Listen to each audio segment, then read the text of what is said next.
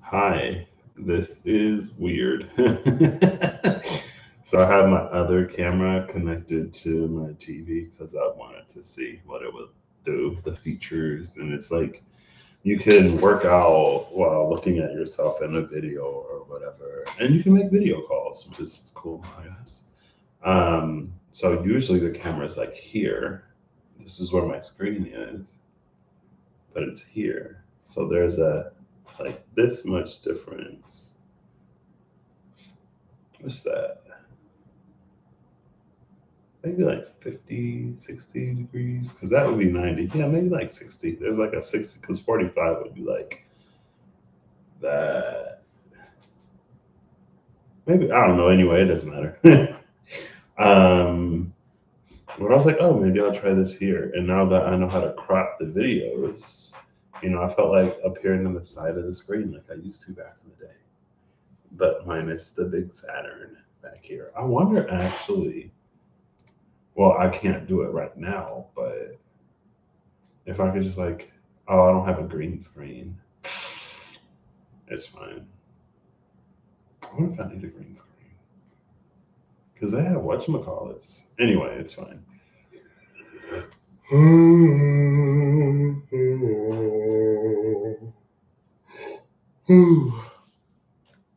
So I was gonna go live, but then I sat on YouTube watching shorts for like an hour, doing the scroll, right? And I'm like, I don't even know what I want to talk about, or like what I would. And now I was gonna pull cards for like the full moon, maybe since the full moon is today. It was 4:44, which is funny because I was telling Reem that that's the number I've been seeing lately. But anyway, it was 4:44. I feel like Minami comes out all the time. South is Minami, right? I could use this to learn my directions in Japanese. Minami. Um, well, I was telling her I've been seeing 4:44, and so I found my iPad, so now I have Time Nomad again, and I was looking at the new moon or the full moon. Sorry, I was looking to see where the sun and the moon were relatively, so to know like how close to the um, Minami is south. Yes, I was right. I remembered. Glad. It was 4:44 a.m. Central. Excuse me. And the sun and moon were exactly opposing with like 7 minutes, I think, of difference in between them. Um, because the sun was like 5:50. Is that correct? The sun was like 5:59 Libra, and the moon was like 5:52 Aries. I was like, what? At 4:44 a.m. I just happened to look at it. Oh, well, now it's at 6. Oh, now they're both at 6. Now they're both exactly at 6. 6 degrees, 0 minutes. 6 degrees, 0 minutes at 4:57 a.m. They were 7. So it was 5:59. Okay. I was like, that's kind of late. 59 is late. Did I remember that right? Am I recalling correctly? But yeah, the sun was at 5:59 um, Libra, while the moon was at 5:52 Aries at 4:44 a.m. And now they're exactly conjunct at 6 degrees on the dot, like 6 degrees, no minutes, which is interesting. Just because it's so exact, it's not like 6 degrees in 35 minutes and 2 seconds. Um, but anyway, earlier today I thought about using the Elemental Oracle. I also pulled the Good Tarot. The Good Tarot has like, when I've seen other people use it, they're like a handful of cards that I really like. And so it's been a struggle to connect with. Honestly, it's like it doesn't give much. sometimes. I feel like sometimes it gives a lot and sometimes it gives like nothing, most of the time. But also I haven't used it too much and I just got it. Or maybe you're just like, it's not for me, or I'm not for it. Interesting.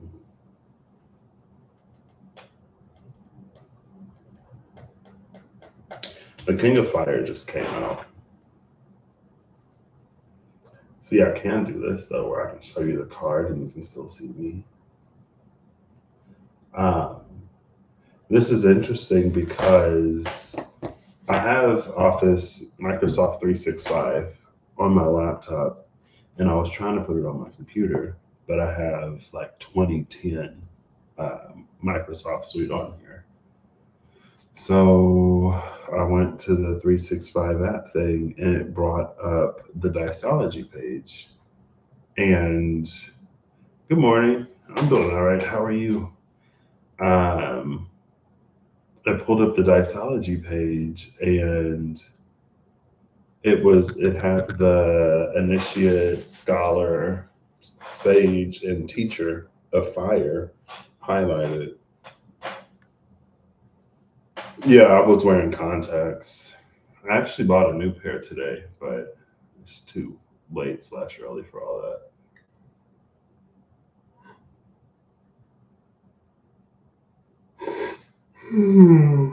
Excuse me. Which is the page knight, king, queen of fire. And the king of fire came out. And I'm actually using a deck that calls it by its element rather than like wands. And I pulled the Diceology cards just because the Diceology page came out. And the dice are tricky too. Sometimes they're easier to read than others, depending on the context.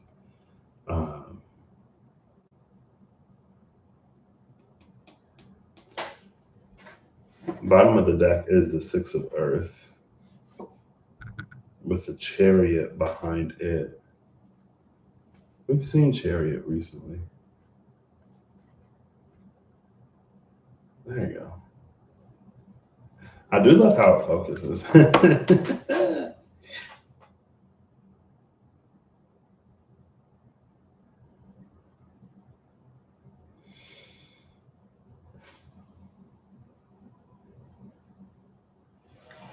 But yeah. Excuse me. This King of Earth reminds me of the Wizard of Awareness in that deck that I don't have anymore because I gifted it away. Unfortunately. I know what happens every time I gift a deck and then I'm like, oh, it makes me think of this card. The moon is at the cut with the King of Fire, and it is a full moon in Aries.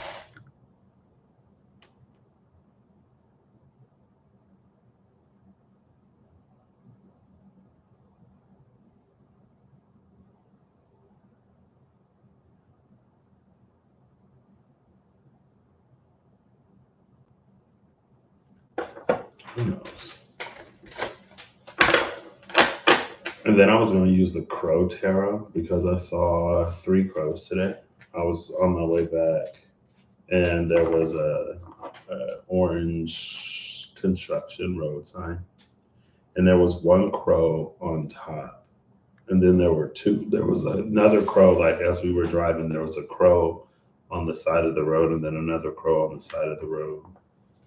And as see, this is one of the cards where I'm like, I've actually gotten this one before. I was hearing crows when we came out of the surgery center today. And then as we were like leaving, I saw 3 of them.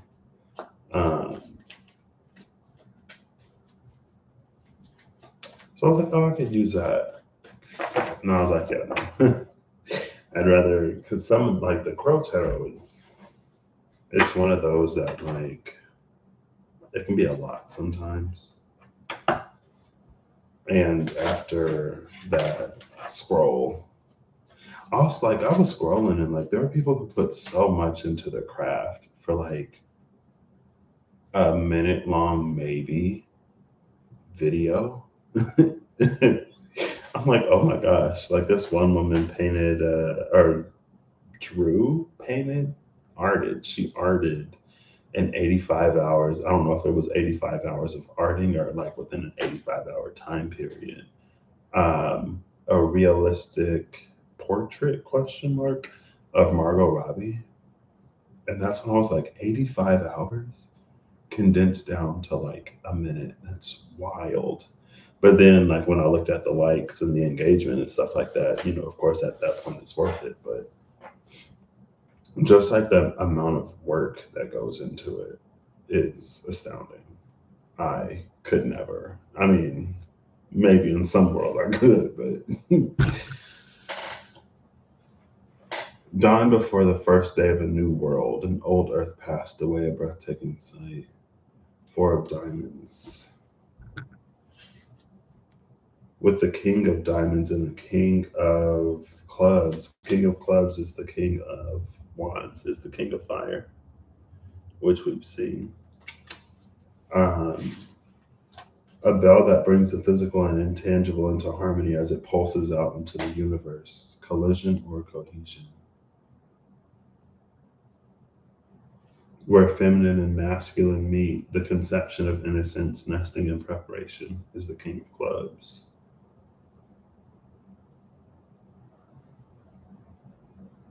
So we have the physical and intangible being brought into harmony, the meeting of masculine and feminine, and then dawn before the first day of a new world.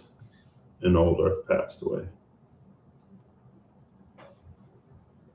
I was gonna have it like pointing at the cards, but it's fine. Um, that's a lot of really interesting energy. All right, let's shuffle these up. Oh, six of diamonds. That's the six of earth, six of pentacles. A single blade cuts through the tempest, calming the winds. A dislodged hunk of cheese. A dislodged hunk of cheese is like Heimlich energy. It's like a, a forced intake or a forced outpouring of air that unlodges something that prevents airflow. Hey, Zanoni Snowflake, how are you doing today? How art thou this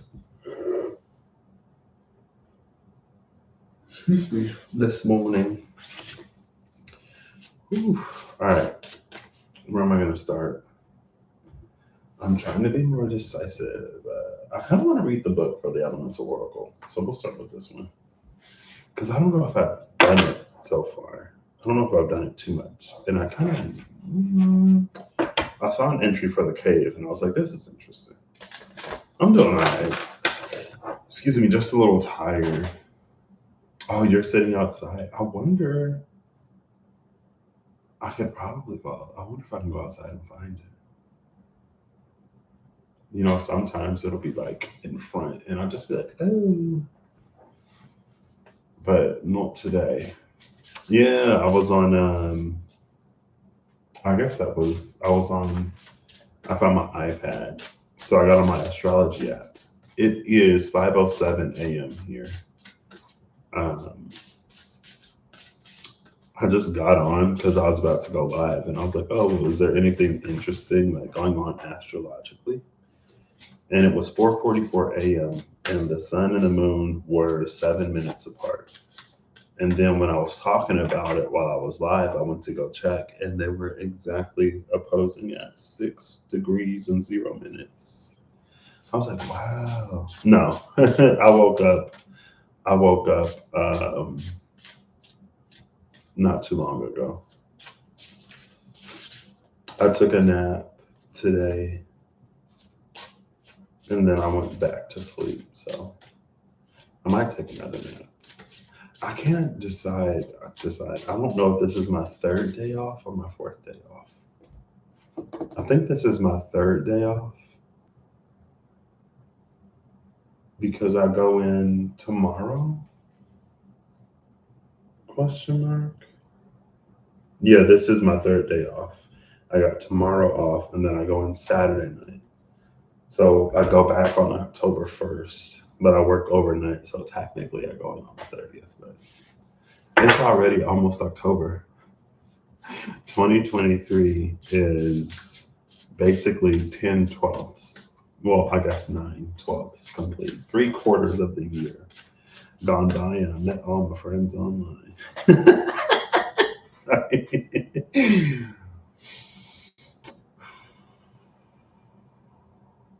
7 minutes apart.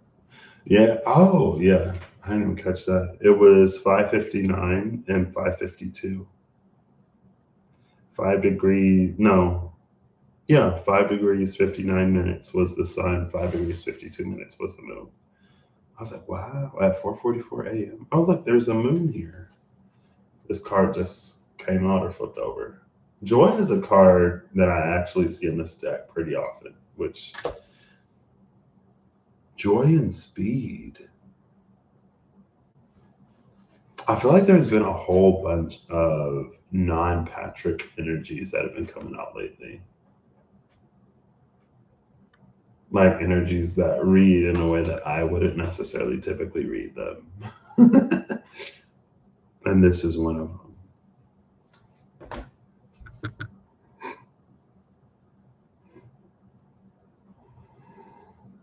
Ooh, excuse me.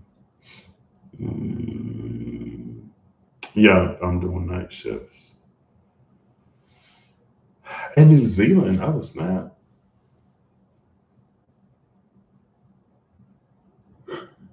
I did them when I was in school.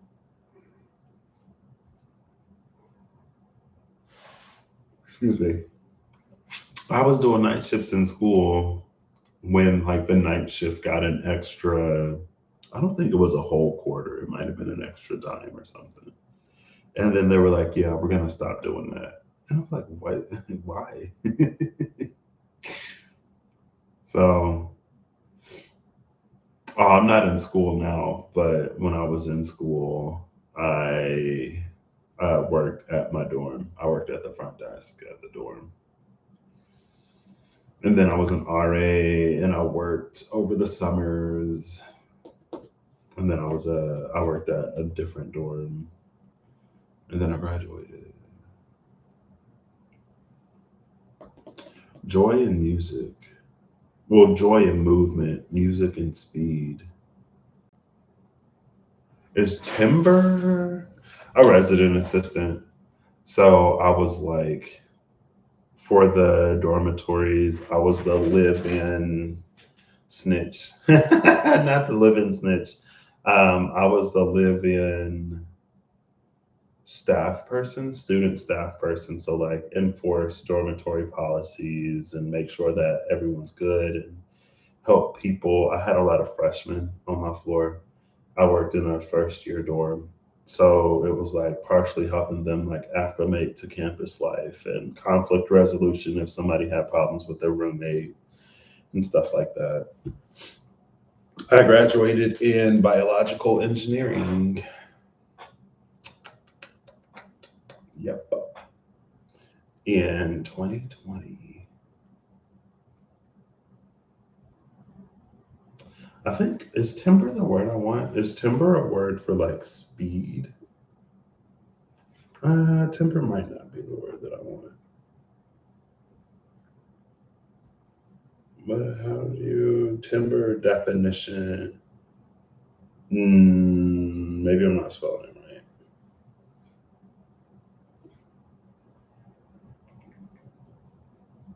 Here we go.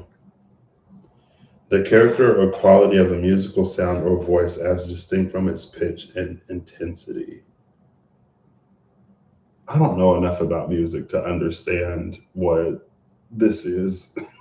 I don't get it. The character or quality of a sound or voice distinct from its pitch and intensity.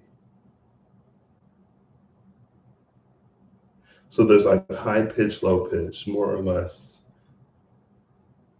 It's a unique quality of something. I think tempo was the word I was actually looking for.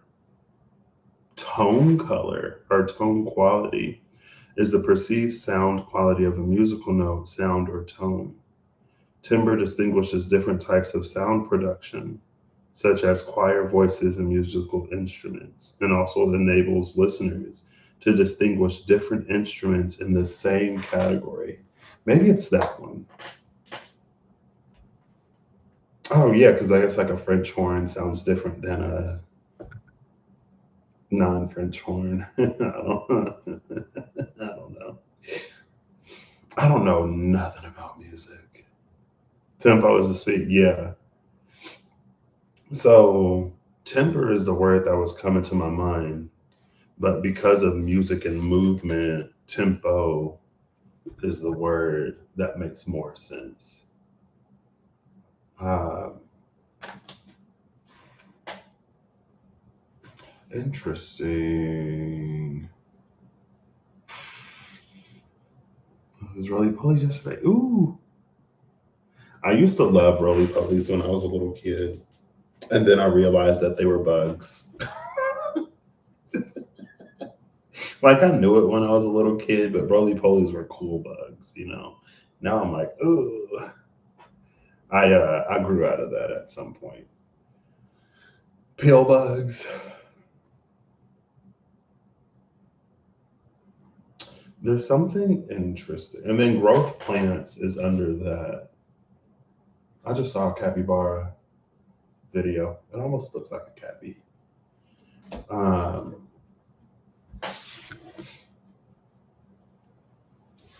I guess music and speed is also interesting because of the King of Diamonds, the bell that brings the physical and intangible into harmony as it pulses out into the universe. What was it? Because that's like musical related. A bell that brings the physical and intangible into harmony as it pulses out into the universe.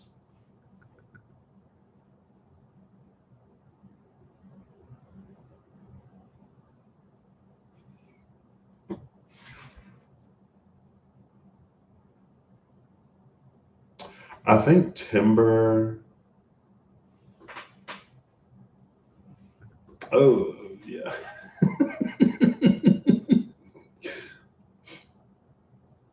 There's something interesting about timber and its ability to differentiate things of the same class.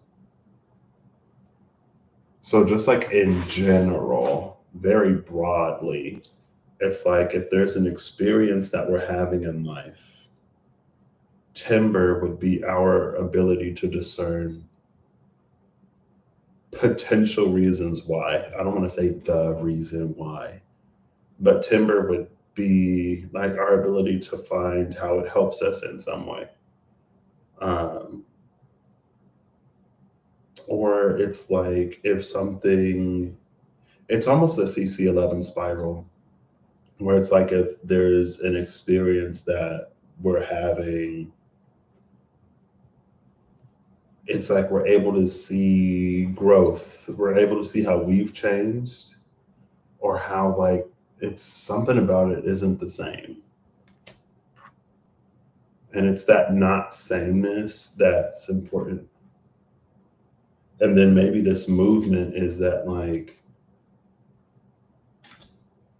it's harmonically, I guess that's the collision or cohesion. There's like a harmonic dampening that happens. It's like if it's discordant, then it feels like it dampens like the sound or it slows it down. But if it's harmonious and it like oscillates at the same frequency, then it increases the intensity and it speeds it up. Um, See, I feel like we're getting this is, I mean, like I already said, I'm getting cars that are outside of my wheelhouse. I know next to nothing about music. I don't know why this is coming in as so musical today. I know that Russ has said the Alchemy deck incorporates music, but I don't know anything about music. And this is the elemental alchemy that's coming out with music. And I also know that he said in his slide that he wanted to have a next print done by his birthday, which is the first in a few days. Happy early birthday, Russ. Um, but yeah, this is so musical today. I'm just like, I'm doing my best. I feel like I'm not doing too bad so far, but to shake up and put energies like shamans rattle. Where are my bells? Actually, I don't know. I got some bells not too long ago. Um,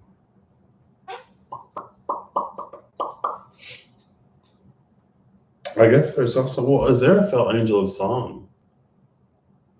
Thy grief, thy joy, thy pain, thy something with the fervor of thy lute came out not too long ago. Is this like Earth Song energy? Where the cello is, we see the plants growing. And again, plants growth was behind movement speed at the bottom of the deck.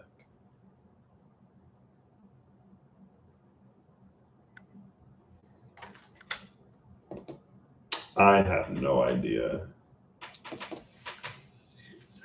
I have absolutely no idea.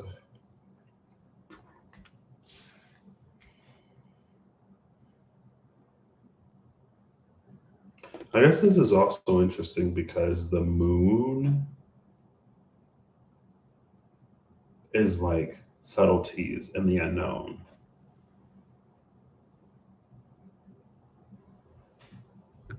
Ooh.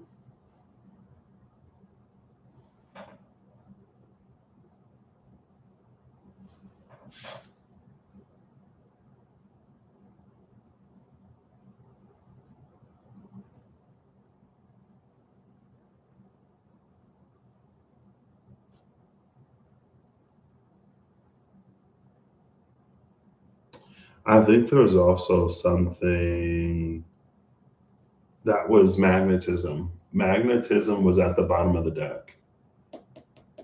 Attraction when South Minami came out.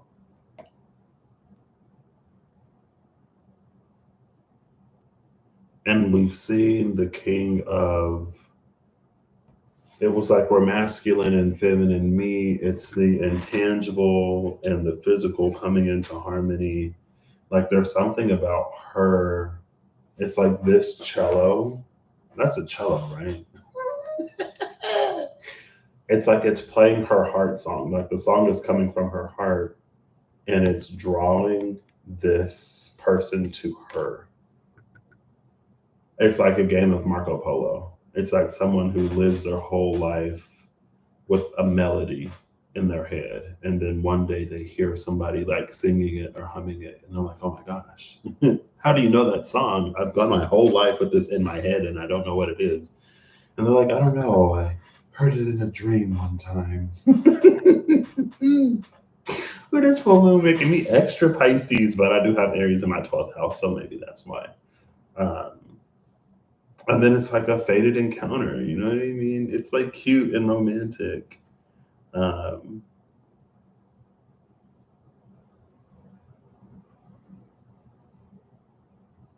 and it's like the song, the joy in this music brings her out of the darkness. She's going towards the light, right? Cool.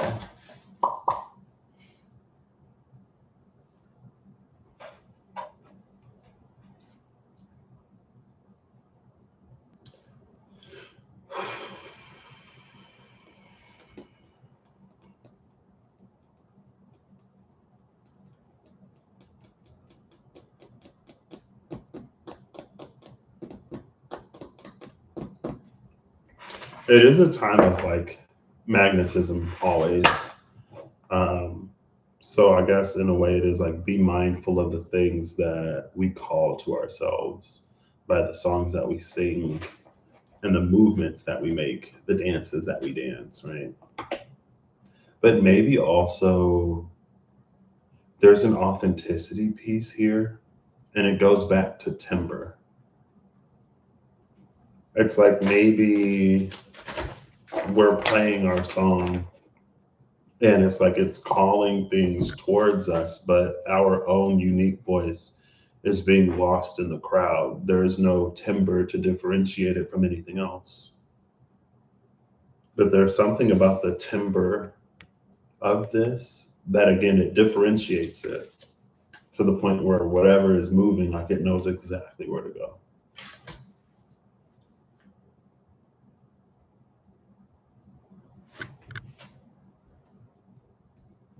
And then it increases in tempo. And then it becomes not necessarily like a whirling dervish, um, but it becomes that, I don't know, it's just like it increases in tempo and like I wish I could just like project how it looks in my mind because I don't know necessarily how to explain it. I guess it is kind of whirly, but not really. It's almost like it makes me think of the ghost dance, but not because of ghosts, because of the dance. I almost pulled the mystical shaman oracle cards. Let's do it. Oh yeah, let's do it. Ooh, I'm gonna have to go to the restroom. I drank some water before this because I'm trying to hydrate more. I'm so poor hydrated most of the time, honestly. Nowadays, yeah, it's when we reach that point of telepathic communication or thought projection, where I can just like project the thought and you can watch it. Let's see. I'm gonna shuffle these. I'm gonna get one card just to see what comes out of the mystical shaman, and then I'm gonna go looking before and after the ghost dance. Because it's like I don't know, it's like a movie or it's just like there are people dancing like around a fire. And at first it's whatever, but when the party kicks up, then it's like the tempo picks up and then it's like, it's the dance and then it gets whirly. The Earth Keeper and the Council. It's like the Earth Keeper is I don't want to say the dirty council member, but maybe it's the council member in the grime of the 3D. It's a council member incarnate. I don't know. 11 and 18. 18 is the moon, and we saw the moon at the cut with that king of fire. Excuse me. Ooh. Yeah, see, because there's like water at work. I feel like I drink it and I don't get hydrated. It's weird. Um, I guess these are the cards that came out.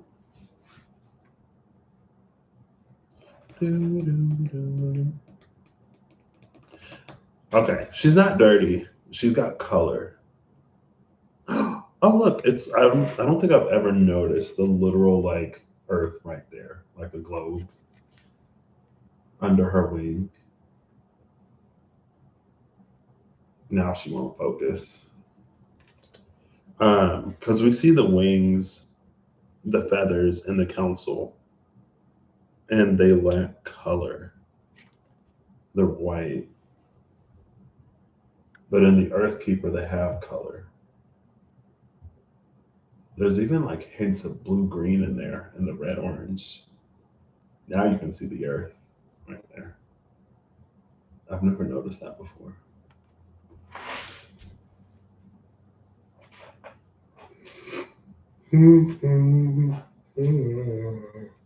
Oof. See, now we're talking about sine waves, five rhythms. I know what a sine wave is because man, and I know that harmonic. I keep wanting to say harmonic convergence. I guess it could either be a harmonic convergence or a harmonic divergence, or a disharmonic convergence or a disharmonic divergence. Is that a thing? Sure, why not? So let's go look in before and after the ghost dance. Oh, that didn't take. Oof. The ghost dance is 22 and council is 11. Now I feel like I should find 33 and 44, right? It's the journey in the lower world, which is why I was like, oof. I mean, I guess it makes sense for, oh, look, the drum. The drum is the thing that creates the measure.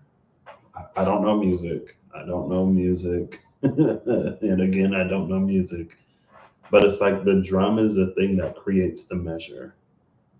And then in between the drum beats, or how the melody plays with the drum beat, is like it's like it winds around it. And on the other side is soul retrieval, which isn't surprising because I went looking for the ghost dance, but also because of like whatever this is that is returning.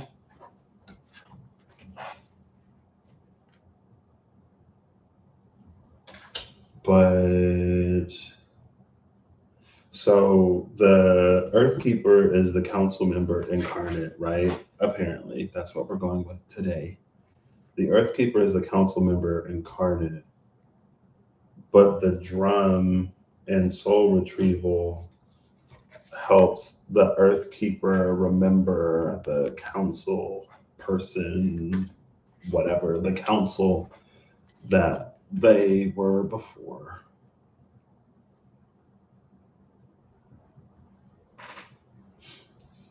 Journey in the lower world is the ghost dance. I mean, again, it's very accurate. Orpheus, I guess. We're talking about Orpheus and starts with a T. I can never remember both of them. I'll either remember Orpheus or I'll remember the other one. Orpheus and his lover, he went to go rescue her from the underworld and he lost her at the very end because he doubted. He reached the finish line, and instead of crossing the finish line and then turning around, he stopped at the finish line, made it all the way down, basically all the way back, and lost it at the very end. Lost her at the very end because doubt crept in. And maybe that's where Timber comes in. He turned around because she was a ghost. Because she was a ghost, her footsteps made no sound. He couldn't hear her. So he took the journey to bring her back to life, to have her cross over. But right as he reached the end, not being able to hear her made him question if she was ever really there in the first place. And she was. But because he turned around before he escaped, the deal was made void. The promise, the contract was made void because he didn't uphold his end. Uh, but something about the timber makes the silence mean something different. It's the context. When I was like, there's something that happens, but it's like with this timber, we have an understanding of the context, or there's like a list of potential reasons why something may be playing out in a way that might seem similar to in the past. It's like she's a ghost. That's why you don't hear her footsteps. It's not because she isn't there.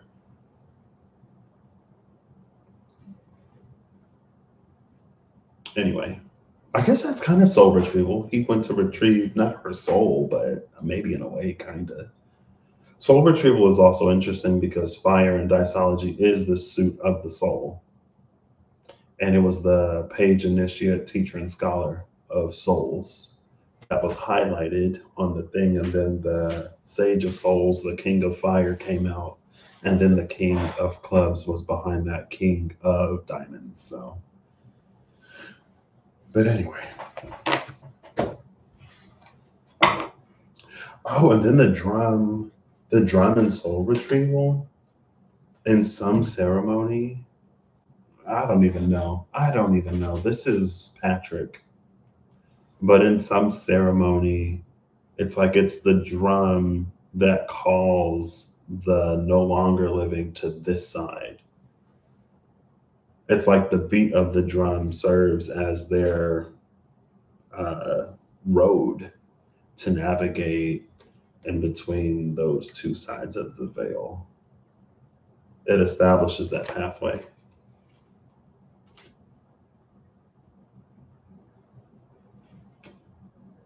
The lower world is 31. 13. I just saw 13, didn't I? No, I didn't. Well, now I gotta look for 13. What's 13? I'm just curious. Oh, there's 55. Taming the wind. If the wind is spirit, then, taming the spirit. Let's see. So apparently we are talking about something today. I was like, I'll just go live and see what comes out, if anything comes out. 13.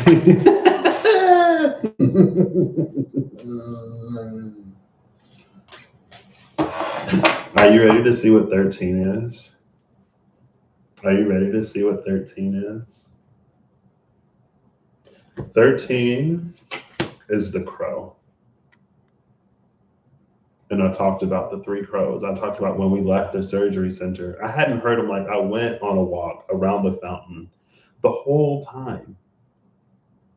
And then when I left the surgery center, I heard the crows as I was going to the car. And then as we were driving away, there was the one crow that was perched on top of the traffic sign. And it did a single caw as we were driving by. The other ones did the four, the caw, caw, caw, caw, It did a single one because we were moving, and then I saw one on the side of the road and then another on the side of the road. And the crow was number 13, which is the mirror to the lower world, which isn't surprising, right? Anyway, I was like, wow. I was like, I feel like I've seen 13. I feel like so technically, yeah, I have seen 13, but not the card.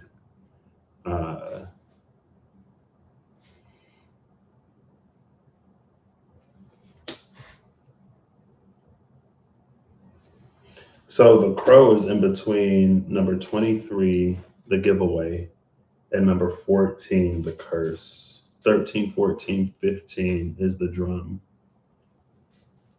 49 is also 13. 4 plus 9 is 13.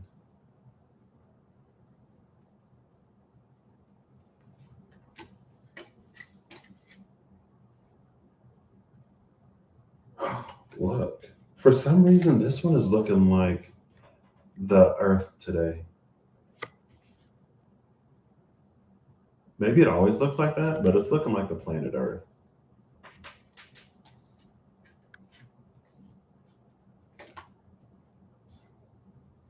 So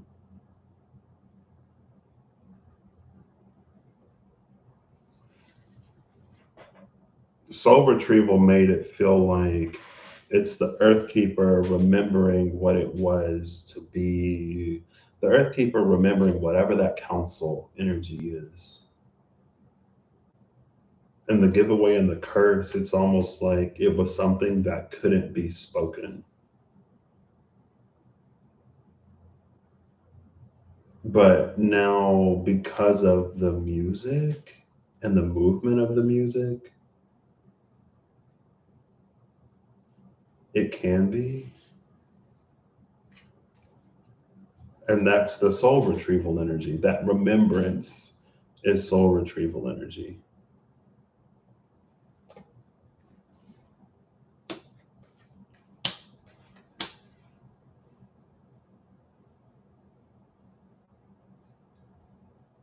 I gotta go to the restroom. Ooh. I'm gonna go to the restroom. I'll be right back.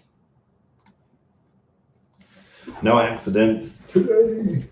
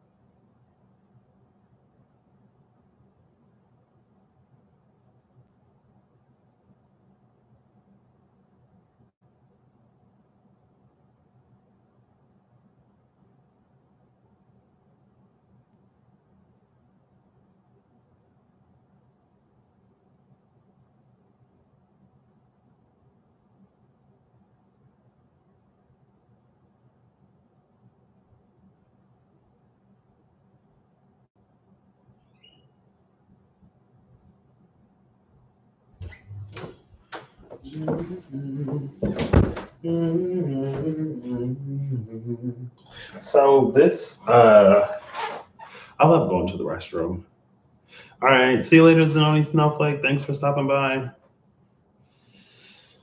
Um, so I love restroom breaks for the clarity. I'm looking up here because that's where the camera usually is. I love restroom breaks for the clarity that they often provide. So this could be like with the Earthkeeper and the Council um, purpose. This could be us coming into a knowing of what our purpose in this lifetime is, or what our purpose in this season of life is. And there's like maybe there have been people that we've been meeting, there's skills that we've been acquiring, there's something about the way that we've been living life up until this point. Maybe there were certain experiences that now we're going to have a different conceptualization of because of an understanding of what our purpose is.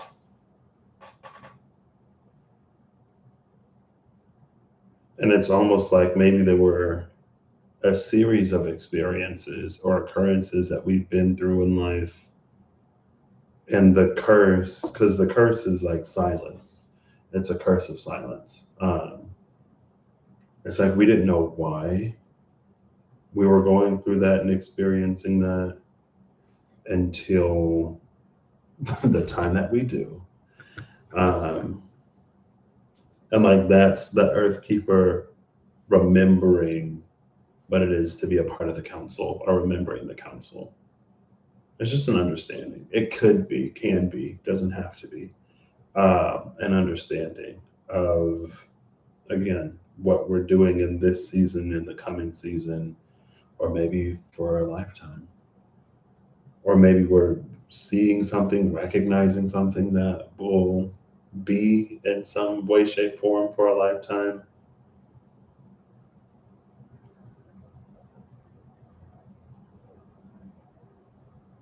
I think the drum is the only instrument in this deck.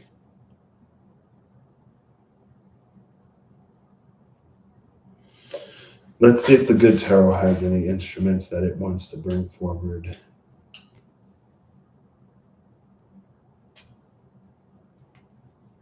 There we go.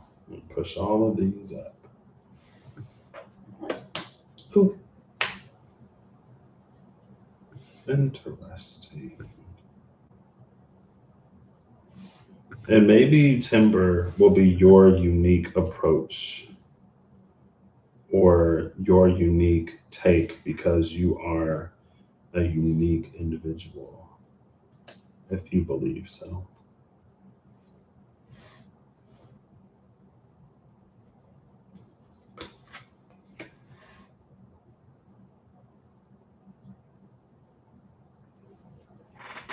Who's at the bottom of the deck? The beloved. The beloved plants, growth. All right. Now we're going to move over to the good tarot.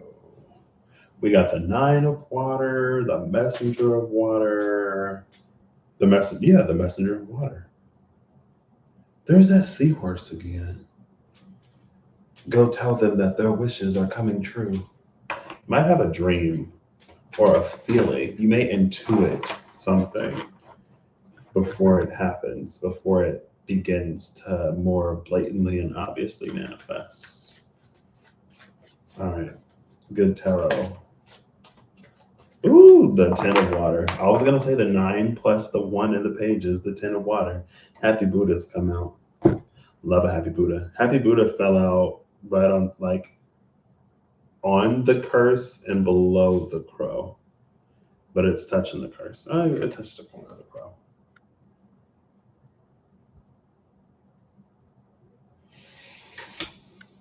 Music is joy. There's a lot of joy in that expression. Also, I can't remember if I saw it when I think I did see it, but I didn't see it. The smoky mirror in the mystical shaman oracle cards. This is a cleared mirror. It's like a cleared smoky mirror, which is again, it's that energy of like a clarity that can be shared now. It was silent, and that curse of silence, it was unclear. But now that it's broken with this giveaway,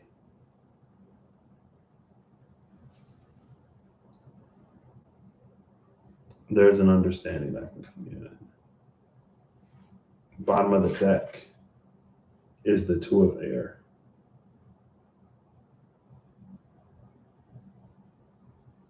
The Two of Air feels like it has the ability to look at things from multiple levels and layers of perspective. Like there's the higher one and the lower one. And she's focused on this lower one, which is interesting because typically we try to look at the higher perspective. But maybe sometimes in doing that, the Nine of Earth is here. That's why. Maybe sometimes in doing that, there's something that we miss out on. But with the Nine of Earth being here, it's like more grounded in our day-to-day life, our physical reality, rather than the spiritual, energetic, ethereal one.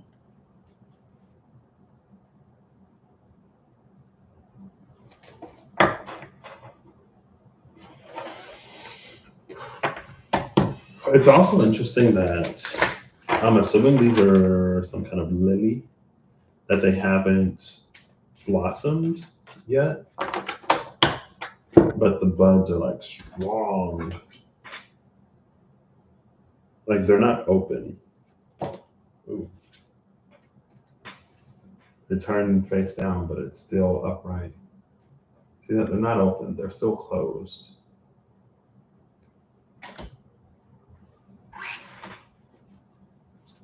So it ain't necessarily revealing, it's revealed enough to give some kind of clarity, but not everything.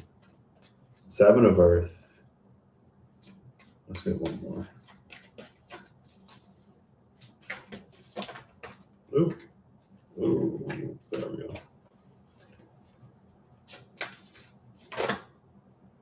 And the Queen of Water. Bottom of the deck is the King of Water. We got King and Queen of Water energy. Hey, the King and Queen of Water would be the teacher and the Sage of Essences. And we saw the Sage of Souls and the whole Court of Souls. I guess we saw the Sage of Souls and the King of Fire, but we didn't see the whole court. I saw the whole court when I clicked to open up Microsoft Word, and for some reason it opened like OneNote.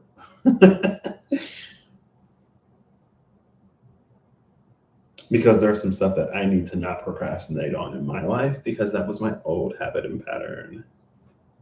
Not doing that no more. Mars conjunct South Node. It's a dangerous time to fall into old habits and patterns. Potentially, right? The timber differentiates it, so it may not be. Maybe that's another reason why timber is important.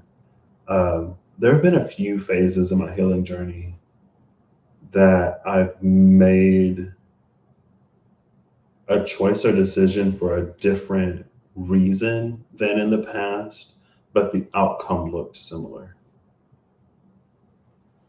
And it was important to know that the reasoning was different.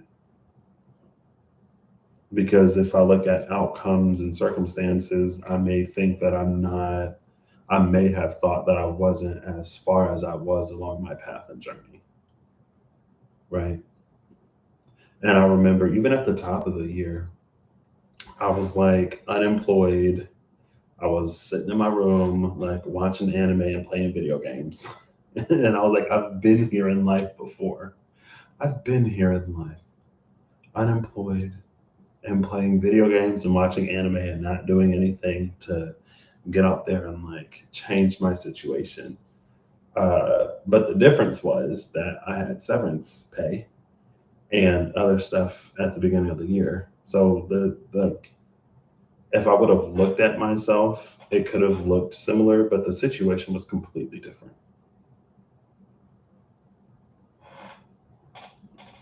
And I think sometimes it's important. That's what helps us like it helps us to know if we are on a spiral, that we're in a higher, we're on a different pass of that spiral, that we're not in the same exact place we were in whenever ago, unless we are, because sometimes we don't learn and we do repeat, you know, take it as it resonates.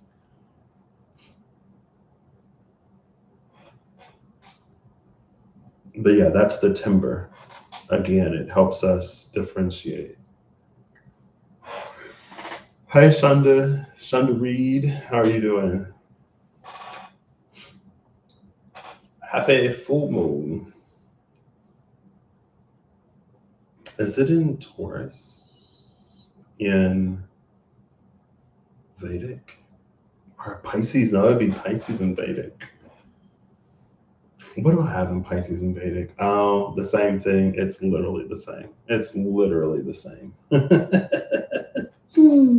I was like, what's conjuncting the moon in Vedic? It's literally the same as what's conjuncting the moon in tropical for me. Um, anyway, so yes, the timber that helps us differentiate. Now, the Seven of Earth came out, and I kept going to get a second card, and it's this Queen of Water.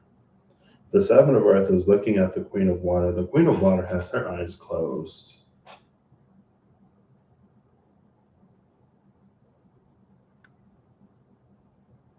Now,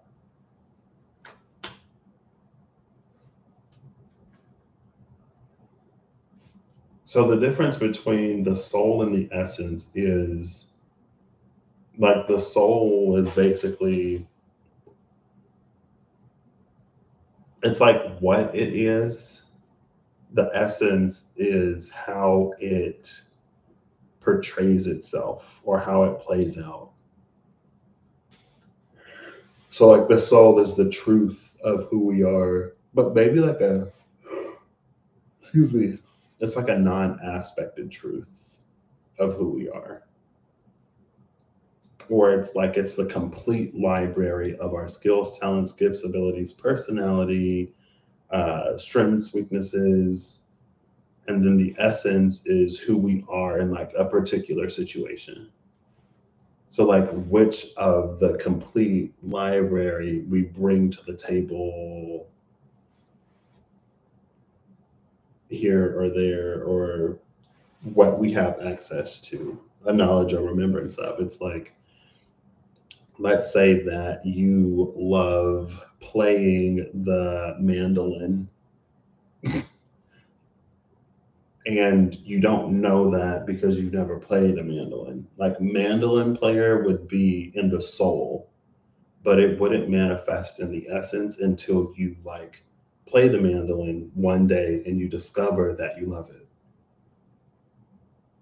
It's like the soul is decentralized to a specific time or whatever. It's just like some point within the course of your lifetime, this will be true. It's the soul. But until that like truth is manifested, it isn't necessarily the essence. Anyway,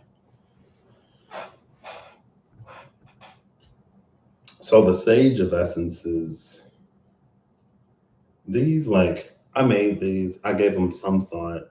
I never necessarily went back and fleshed them out. Part of it is intentional.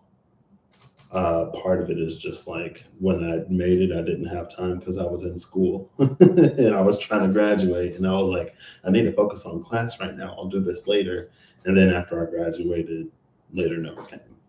Um, I actually have my Surface Book charging because I want to get back into building spreads. But anyway, and I could do it on like my phone or on my computer, but it's not the same. Uh, I mean, I guess if the Surface Book doesn't work, then it might have to be anyway, regardless. um, the Seven of Earth, Earth is the realm. So the soul and the essence informs the air, which is the zone, which is the theoretical, which is our logical reasoning understanding of something. And then based off of how we understand something, we can put it into play in real life. And putting it into play in real life is the earth, is the realm. Um, so I guess earth is to air what water is to fire. In this, how I've conceived of it thus far. Um, so the seven of earth would be after the harmony of the six, when we realize that there is something that we don't know, or when we realize that things go deeper. And so it brings in the spiritual element of seven. Um, it's like we start to look behind the curtain, basically, or we're made aware. Like the numbers are the steps are interesting how they play out because it's like, is it the awareness of a thing or is it like being in that and not necessarily at the next step yet? Because the next step would be the eight, which would be like the process of mastering it. So seven is where the learning take place.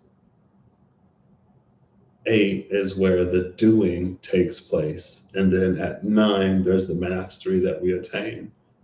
Between the learning something and the doing something, we know how theory applies in real life. And so we can make adjustments. And then at the 10, it's like perfected, basically. And apparently, yeah, there's a difference between the mastered and the perfected. Um, so, anyway, the seven of earth is when we are, we're in this in between of like understanding, learning, realizing that there's more, and like applying it. But it's not yet the eight. So again, it's like it's learning and applying. At the full eight, it'll be like pure application because we've learned everything that we need to learn. Like we're still learning basically, or there's still more that's being revealed because revealing is the energy today. And I guess full moons reveal things, right? Um, but this queen of water, it's like this is us discovering or tapping more into what our truth is or what we think and what we feel. Very like hermit energy.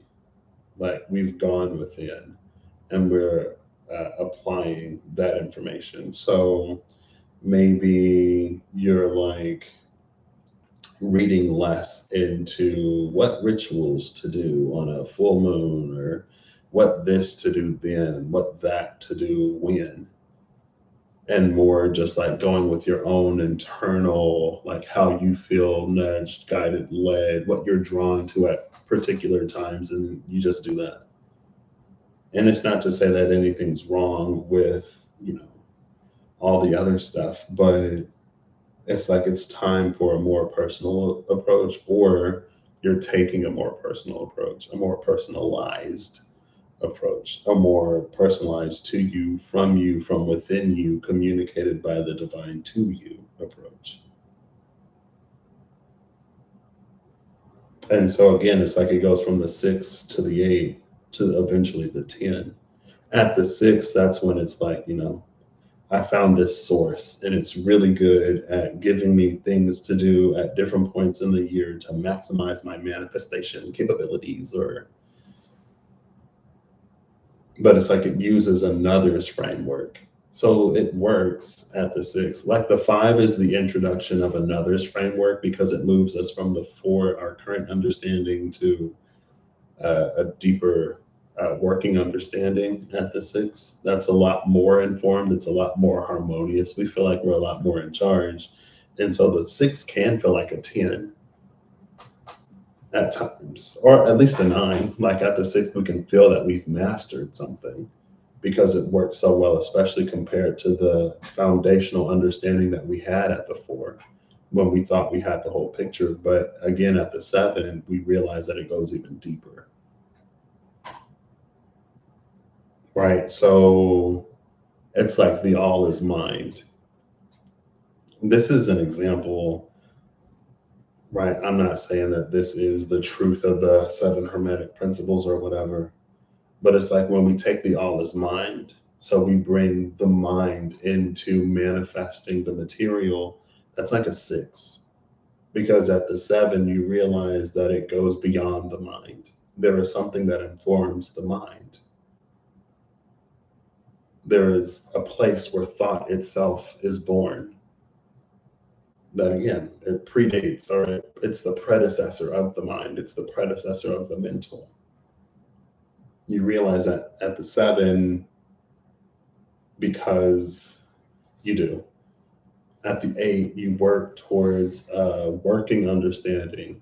At the 9, you're mastering it. At the 10, it's perfected. Now, it's interesting that the Queen of Cups hasn't necessarily like locked eyes with, like her eyes are still closed. And the King of Water, you can tell that his eyes are open, but they're like barely open. It's almost like he's squinting a little bit. He's like, what's going on down there? Oh, he's squinting at the High Priestess. That makes sense. That makes complete sense. Because the High Priestess, his eyes wide open. And he's like, what is she saying? And like in terms of like, if you know tarot, like it makes sense. If you don't know tarot, let's say that the High Priestess is the divine, and the King of Cups is basically the limit of our understanding, like the true limit of our understanding. There are some things that only the divine is capable of, and us in our learning of and connection and growing closeness to, like we can get an idea of it. We can get a really solid idea. But in terms of like being able to have that processing, just like that sheer processing power alone, a human mind, soul, heart could never.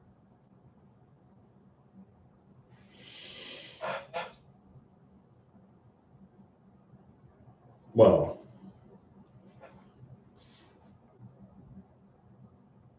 but yeah, the fact that the Queen of Water's eyes are closed as the 7 of Earth's eyes are open is interesting.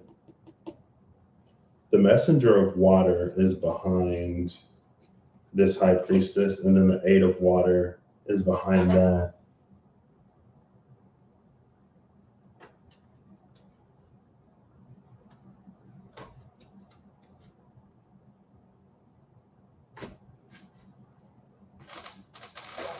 There's like a whole story down here, but it's fine. We see all of them except for the Knight of Water. I don't even know what knights are in this deck. We see the messenger, the king, and the queen of water. I guess we could go looking for it just to see what's up.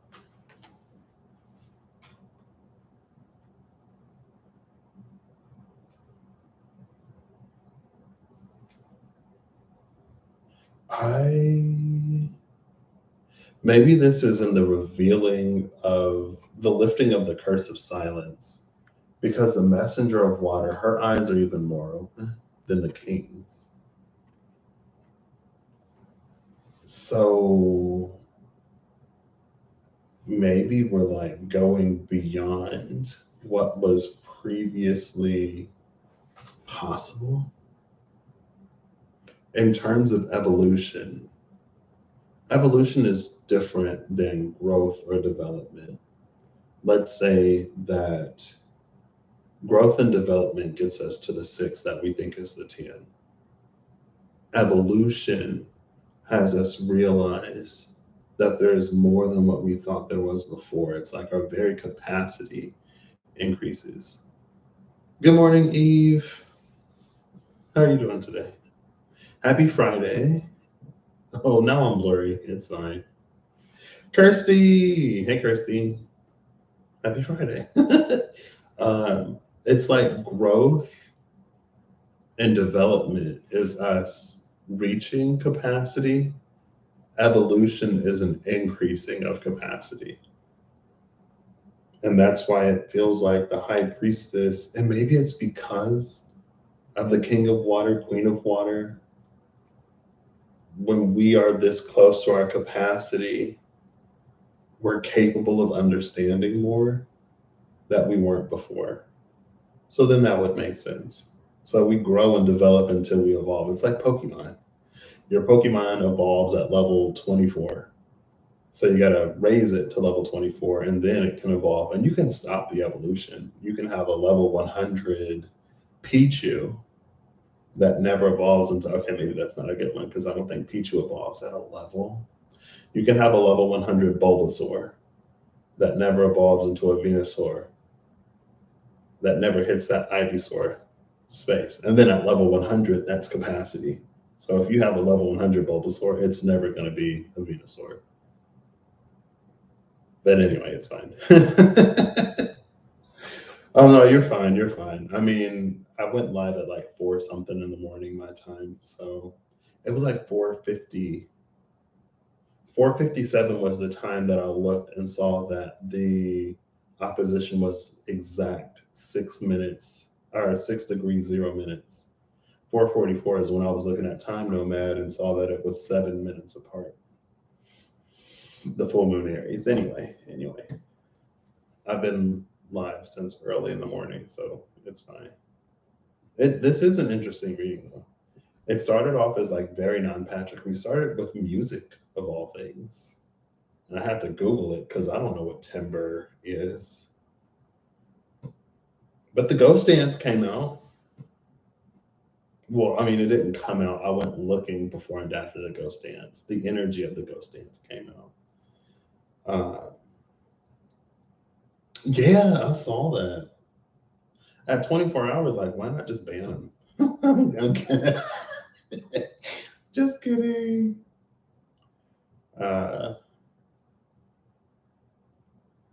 Picture internet can't use Google, but can get live on YouTube. I mean, hey, it works. Too bad you can't search on Google. Well, I mean, YouTube. There are some things that I search on YouTube, honestly. Am I gonna sit here blurry? Yeah, we're gonna sit here blurry because the Queen of Water, her eyes are closed. Well, okay. So this is the Queen of Water with her eyes closed. Are you ready? This is the Queen of Water with her eyes closed. This is the King of Water with his eyes open. Oh, darn it. It fixed it. King of Water with his eyes open was the blur. This would be more like the Messenger of Water. So it was probably 2020. I would imagine it was like February, March 2020. Actually, maybe even the end, like November, December 2019. when the page 2.0 energy was coming out. And it's like the page 2.0 is going to go much further than the king or queen 1.0, because the king and queen 1.0 is too fixed in their current understanding to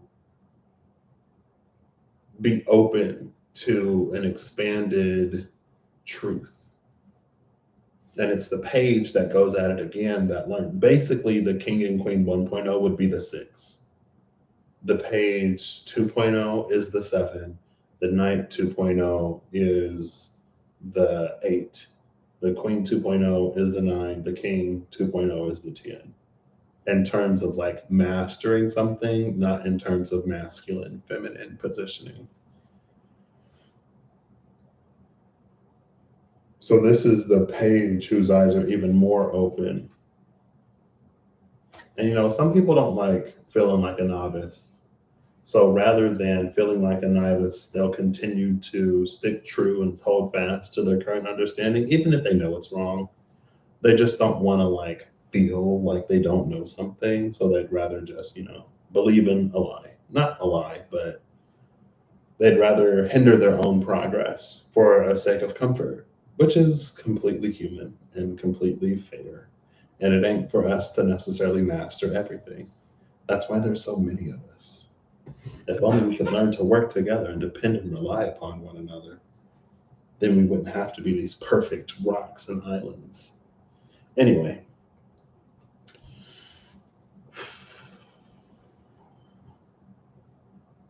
Yeah. It's only happened a handful of times. I could count on one hand the number of times it's happened. And I'm always so like shocked. I'm like, oh my gosh, what?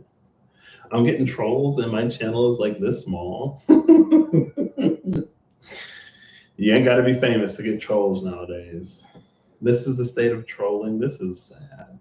I'm just kidding. I'm kidding.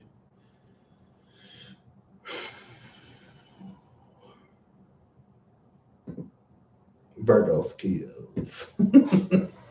um,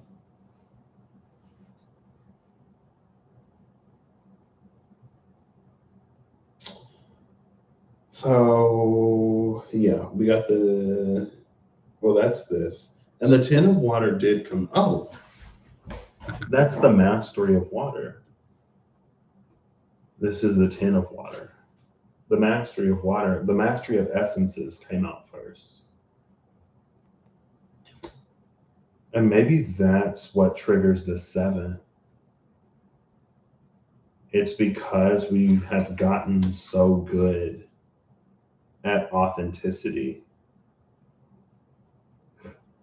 It's because we've gotten so good at being authentic that more is revealed to us. And then as more is revealed to us, we in turn become more authentic. Authentic almost in terms of a knowing and an embodiment of the soul, right? Like we discovered mandolin and we're falling in love with it. Like we're learning to play the mandolin is the 10, right? When we realize we love it, it's like that one episode of Lucifer when God was like, I made your favorite drink. And Mazakine, she was like, that's not my favorite drink. And he was like, try it. And then she was like, well, that is pretty good. Of course, God knew what her favorite drink was before she knew what her favorite drink was. I wonder if it's because of literally divine intervention that became her favorite drink. Like, because he in the show, he wasn't like, oh, you're going to have this drink in 5 years in some random whatever in like Bali. He was just like, here, I made your favorite drink. Like, what if she never would have had that drink outside of him giving her the drink? Then would it have been her favorite? Or maybe it was destined that they'd have that interaction. I mean, if God literally made something that was your favorite, is that torture? Because it's like, what is God gonna make this every Tuesday? You know what I mean? Like, when are you ever gonna have that again? It's like when you go to a restaurant and the first time it's amazing, but it never tastes that good ever again, and you spend the rest of your life constantly chasing that first culinary experience. Anyway, it's fine. It's been 1 year since you went live. What? You should do a live celebration. Boop, boop, boop. It does. This reading today, it's been so like positive and musical and so far outside of my wheelhouse. I'm like, I know nothing about music, but I did mention the alchemy deck, the alchemy of astrology. That's what it's called. I couldn't remember for a second. The alchemy of astrology incorporates tonality and music and probably a whole bunch of stuff that I have no idea about because I know nothing about music. Um, but apparently, I know how to Google well enough to put something together. And that's where we are in 2023. As long as you know how to Google, you'll be fine. Anyway, well, some people say you shouldn't rely on the internet because it can crash at any point. So Google isn't good enough. You should have it written somewhere. Anyway, it's fine. We ain't got to get into all that. We ain't got to get into all that. This year has flown by. It's already almost August. What? Today is a very special Libra's birthday. I work with her. She's amazing. I love her. Um, she's awesome. She's like probably the most, like, I'm surprised she isn't more Sagittarius. I wonder if her moon is in Sagittarius. Maybe she's a Sagittarius rising because she's like the most blunt person I know. But like when you don't take it personally, like it's because she wants everybody to succeed and she wants people to do their job right, but she also wants them to be like the most capable that they can be. um, and so you can tell that it's a lot of like care that motivates her harshness sometimes, and because I don't take it personally, like I love her, and I'd rather be told when I'm wrong so that I can do stuff right. I don't want to be wrong my whole life because nobody ever wanted to tell me like, hey, you know what I mean? You're like a whole hour late. Full moon in Aries, letting ego go. I say embrace the ego. That's literally what all this is about. Well, okay, it's technically about the evolution of the ego because the essence is expanding to incorporate more of the soul. But it's probably ego in a different way. Anyway, disology. We got one, we got two, we got four. We have the Jack of Clubs, the Ace of Clubs, the Ace of Spades, and the Black Joker. There's a Black Joker and the Red Joker. And then the Five of Clubs is at the bottom of the deck. I'm holding it up here because that's where the camera usually is. There you go. The day of longest light or night, a garment for all occasions, and filling a gap. The day of longest light or night is the solstice. Longest day is summer solstice. Longest night is the winter solstice. And I just mentioned that like yesterday. Oh, because of the equinox. Um, Today, we've officially had more dark than light. I've been kind of loosely tracking when the sun rises and when the sun sets. And it's less than 12 hours where the sun is in the sky today because it rose yesterday it rose at like 6:40 something and it set at 6:30 something. So rising later, setting earlier, we're coming into wintertime. Anyway, a garment for all occasions and filling a gap. Filling a gap is creating a bridge. Geogrich, everyone. I'm probably butchering that, but it's fine. Jack of Clubs, the internal invited to the external, inner secret revealed, cognition illuminated. So for those of you who have recently joined me, no, it's up in the closet. I don't know where I'm gonna put it. I kind of wanted to put it like above the closet so that it would like drape down, like basically right here ish, somewhere around here. Um, yeah, all my walls are still bare. I was just thinking about that earlier, yesterday, I guess. I'm getting hungry. I got some eggs that I need to make. But yeah, so earlier at the bottom of the deck was the King of Diamonds and the King of Clubs. A bell that brings the physical and intangible into harmony as it pulses out into the universe was the King of Diamonds. The King of Clubs was where masculine and feminine meet. And then the card that came out was Dawn before the first day of a new world, and old Earth passed away. So there's like the meeting of the physical and intangible, the meeting of masculine and feminine. Now with the Jack of Clubs, the internal invited to the external. So it's the meeting of the internal and the external. Lots of, I guess, yeah, filling a gap, creating a bridge, the gap between masculine and feminine, between physical and intangible, internal and external, being filled with the Five of Clubs energy, which is interesting because that's the Five of Wands. But if we take the Five of Wands to be too many cooks in the kitchen, then it sort of makes sense. And hopefully they don't like fight, right? Because also King of Diamonds, collision or cohesion.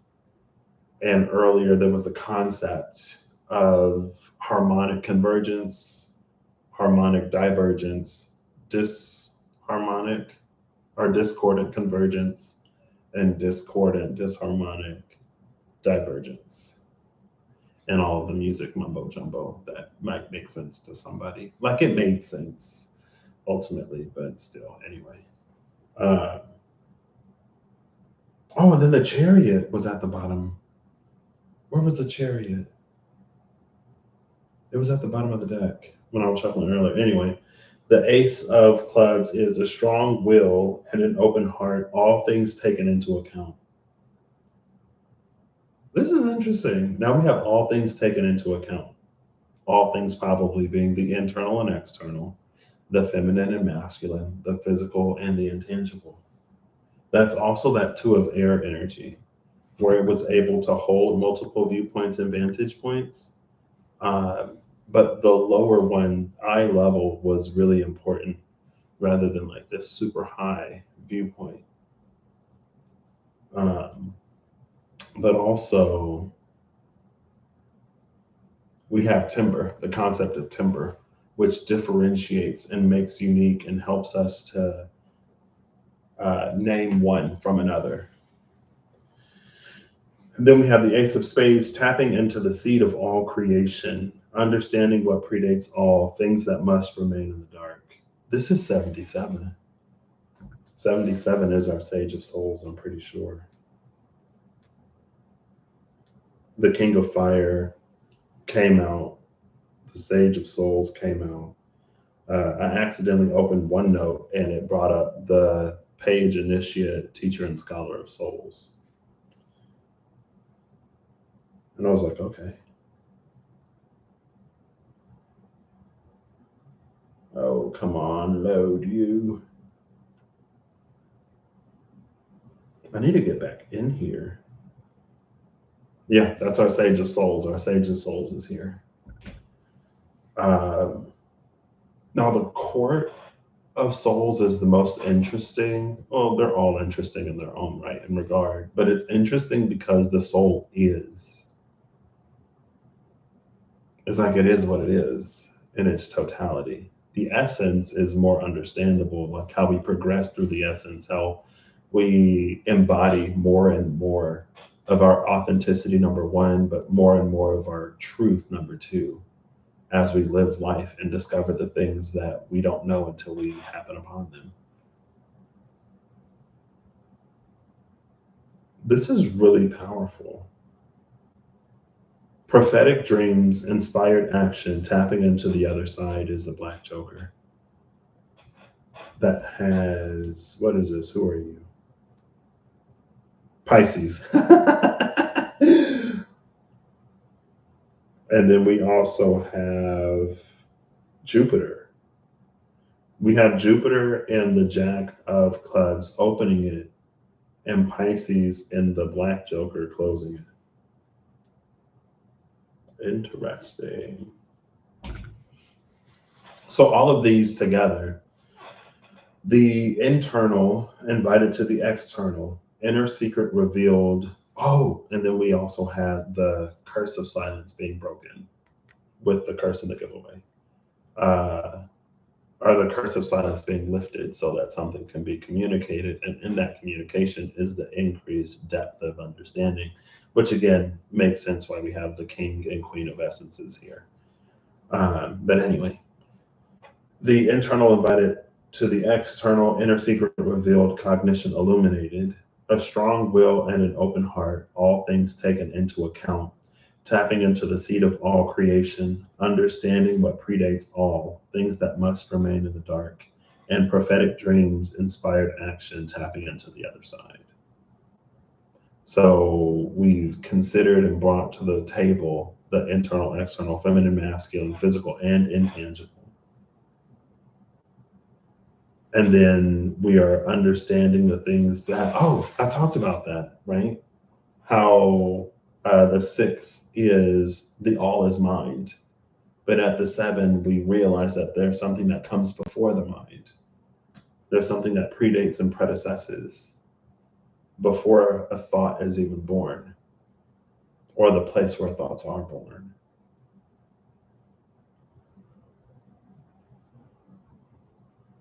Tapping into the side of all, tapping into the seed of all creation, tapping into the other side. These are like so powerful. And I'm like, part of me is like, but what's happening really? You know what I mean? Like, I feel like this is the way up here. Like, let me just find that 2 of air again. Because I feel like this is the way up here, but like, what's happening at eye level? You know what I mean? Let's see if we can't find her.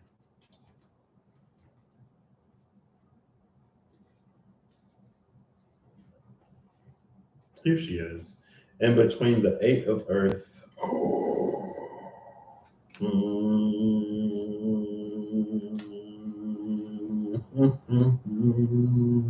And then we have the Emperor and the 6 of fire on the other sides of that.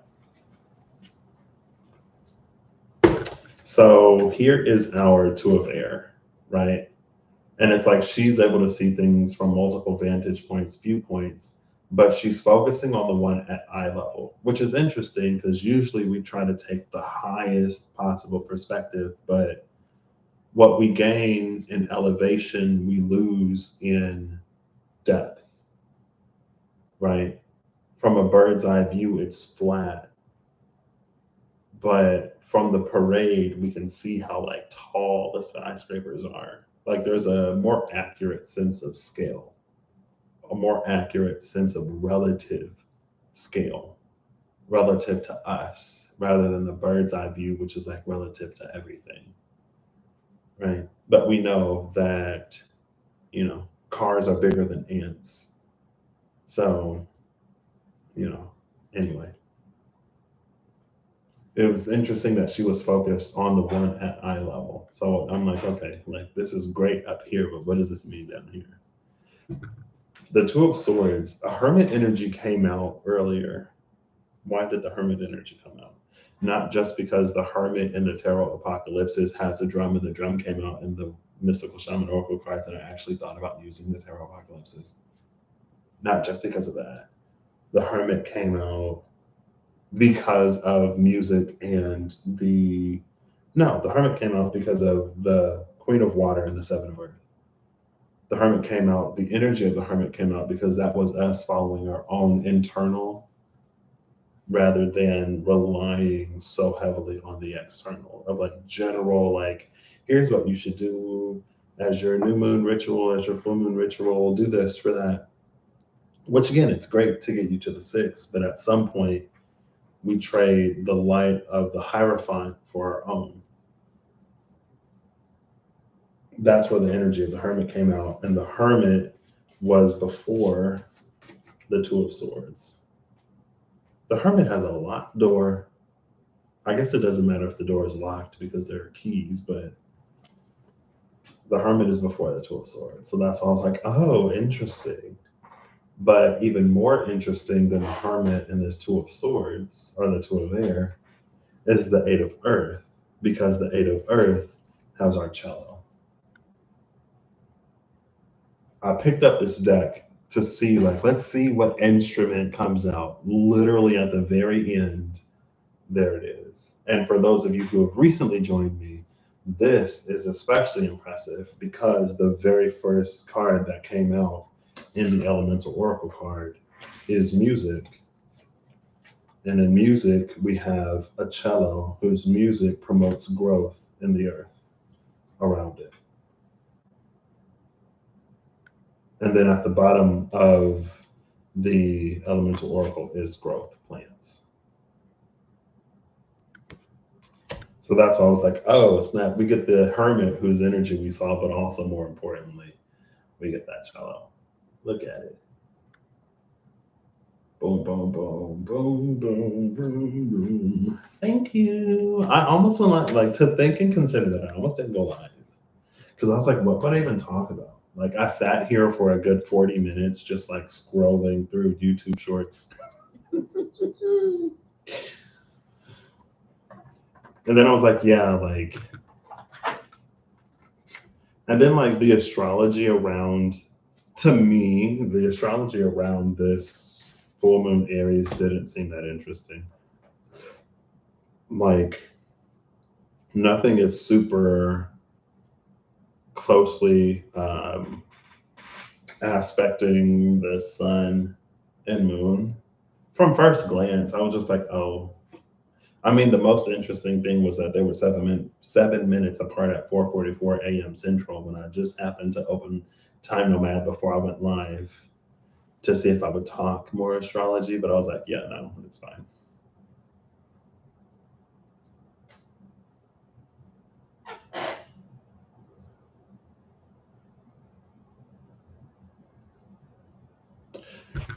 Is this feminine, masculine, internal, external, physical, and intangible? According to the Eight of Earth, there's another dynamic that isn't here. It could be the essence and the soul.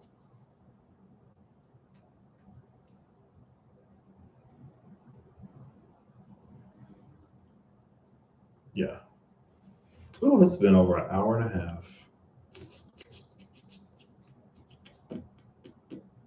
Yeah, I'm like, I don't know. I don't know. Let's like in my own personal life, there are some things that I'm like, I've been noticing. I'm like, okay, all right, I see you. And then there's been, apparently, I have a lot more resistance than I necessarily thought. But also, I'm just like stubborn and bullheaded in general. So I'm not really surprised. Like, honestly, sometimes the resistance it borders on performative, but it isn't. But it's like, it's because like I'll put up a lot of like complaints and I'll gripe. But when it comes time to actually do the thing, like I'll do it. You know what I mean? It's like I'm not necessarily going to enjoy it. But I know that when it happens, I will do it. But this is like, these are all the reasons why I don't want to. Speaking of like, what did I say earlier? Did I read myself? I don't think I actually said it. Yeah, I did. Comfort. It's comfort how sometimes we stall progress and we stall expansion for the sake of comfort. And yeah, that was me reading me, by the way. Because I'm just like, yeah, but like I like my life in general right now, you know? And if I embark on this new thing, who knows how things are going to change and like, anyway. There's also a lot of like Jack of clubs, ace of clubs, air, fire and air. Fire and air right now, duh. It's the sun and the moon. I was gonna say like, oh, like it's not only is it the sun and moon, masculine, feminine. It's that way. Masculine is fire right now. Feminine is no. Yes, yes. Masculine is fire. No, no.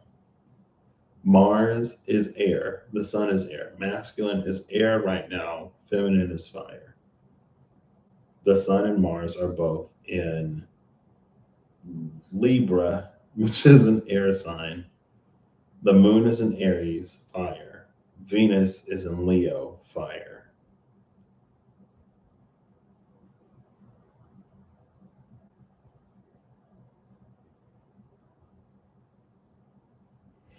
The only film trouble you've seen is Restless Sleep. Yeah, yeah, me too.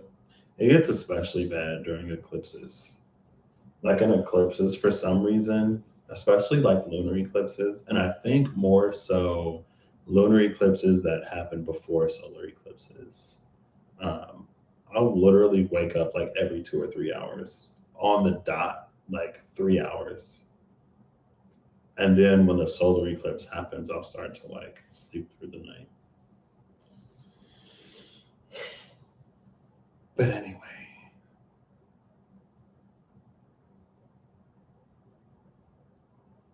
that's this. I feel like this was surprisingly succinct. Well, I don't know if succinct is the word I should use. It's been an hour and 42 minutes, but considering the depth of the concepts that were covered here, God, I could go a lifetime and it still be succinct. The lifetime of a mayfly, maybe. I'm kidding. Anyway, um,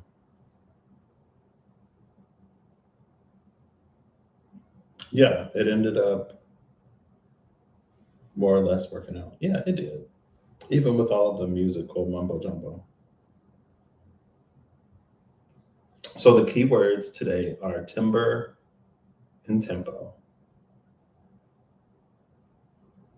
basically. And I don't know if timber is a degree or if it's just a thing. Like, can you have a degree of uniqueness or differentiability? I guess, yeah, like two things could be more obviously different than another two things. Like, right, like a guitar and a snare drum are very obviously different. But like a bass guitar versus an acoustic guitar for the trained ear probably also has drastically different, but I wouldn't necessarily know. Well, I mean, I feel like I kind of would a little bit, but that's not the point. The point is their degree of differentiability in general wouldn't be as extreme as with a completely different class of instrument. Um, and it's the timbre. Great geese names. I was like, wait, am I reading? It's funny that you mentioned geese because as we were driving to the surgery center, I saw this fountain in the middle of like a little pond thing. And I was like, oh, I'm going to walk out there. But then I heard geese. I heard some honks in the sky. And I was like, I don't feel like interacting with geese today. I don't have it in me. But I ended up taking the walk anyway because we were in there for a little longer than I expected. And I didn't run into any geese. So it was a nice walk. I enjoyed it. No geese.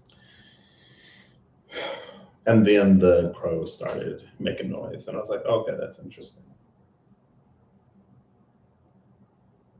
But anyway, what was I saying? Timber and tempo.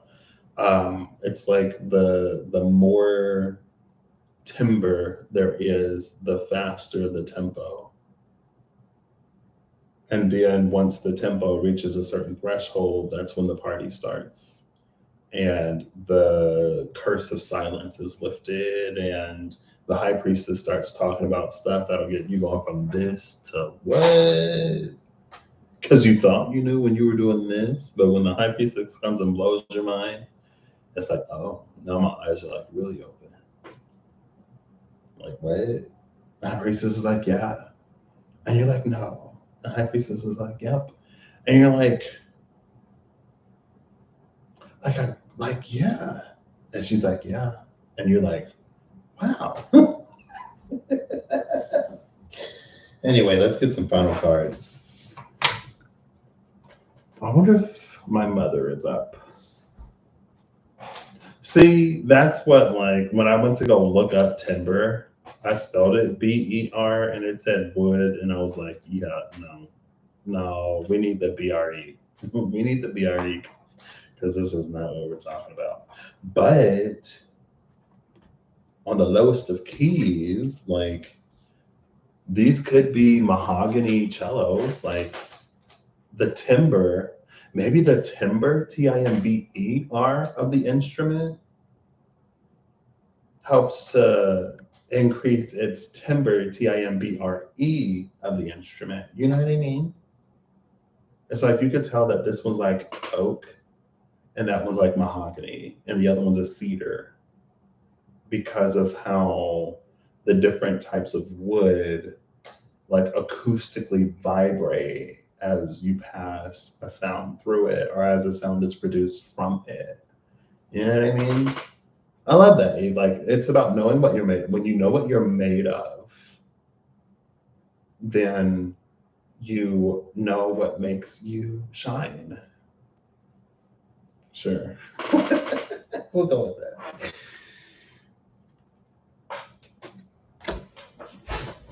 But it's like, you know, how they'll say you can taste when a wine has been stored in an oaken barrel versus a metal one.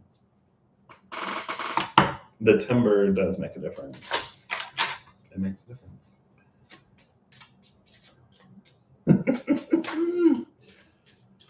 This card we saw earlier. A single blade cuts through the tempest, calming the winds, a dislodged hunk of cheese, 6 of diamonds, with the 10 of spades, fueling the growing fire of truth, creating space for a miracle, delving inside to go beyond. This one is 75, which is the Scholar of Souls. We saw the Sage of Souls in one of them earlier, and the Scholar of Souls is here. I never looked before the Knight of Cups because we've seen the Queen, the King, and the Messenger of Water. Let's find that last one. I don't even know what knights are in this deck. Are there knights in this deck, or is it just messengers, kings, and queens? Maybe it's just messengers, kings, and queens. Oh, the messenger is the knight because they have pages. So we've seen the knight, the queen, and the king of cups. So where's our page of water? I obviously don't use this deck enough. I mean, I did just get it recently. Oh, snap. Oh, snap. Okay. Well, we got oh, snap. So the Emperor was with the 6 of fire. I don't know if I mentioned it, but the Emperor was with the 6 of fire outside of these, I think. The 8 of earth, the Hermit, and the 2 of air. The Empress and the Magician are outside of the cards outside of the page of water. It's the 2 of water and the 6 of air. 2 of cups, 6 of swords, flanking the page of water. So that's where our last water person is. Love that energy.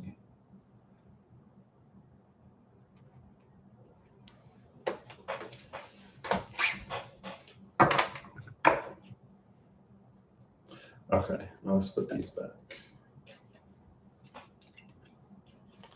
Oh, wait.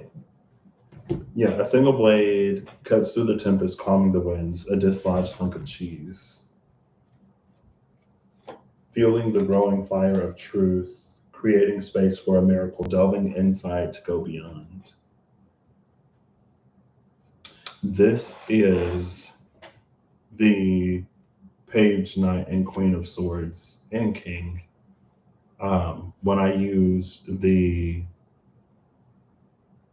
Spirit Keeper's Tarot, and the ivory shield, the scarlet shield came out, and on the other side was like the Ten of Cups and something else. Or was it the Two of Cups and something else? It was the Two of Cups because it was Abyssus, Abyssum, and Wokat. The depths of me call to the depths of you. Um, was it the Lovers and the Two of Cups? I don't remember what it was. It was the Sun, right? Was it? It was the Warrior and the Two of Cups. I'm pretty sure. The Seven of Wands and the Queen of Wands came out recently as like knowing what's worth fighting for, or discovering something worth fighting for. Anyway, the Tempest is the storm. Was the Knight of Swords, Shining Winds, was the Maelstrom. This cuts through it, calming the winds, dissipates the storm. Feeling the growing fire of truth, creating space for a miracle, delving inside to go beyond. That delving inside to go beyond mirrors, echoes that hermit energy again. And it's an internal truth. It's a truth of self, which again is that Seven of Earth, Queen of Water energy. I didn't even necessarily plan on using the Mystical Shaman Oracle cards. I mean, I looked at them when I went looking for all the other decks, and I was like, oh, I should use them. I should have just grabbed them because I ended up using them anyway. Hey, Sandra, how you doing?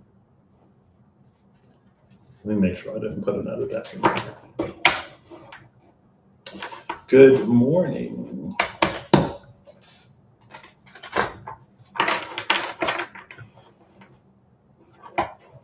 Oh, there's the Hermit. The Hermit and the Four of Water.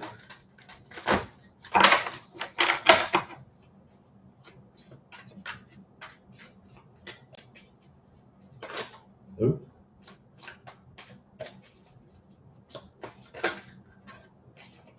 Looks like the Seven of Air. Yep, it's the Seven of Air.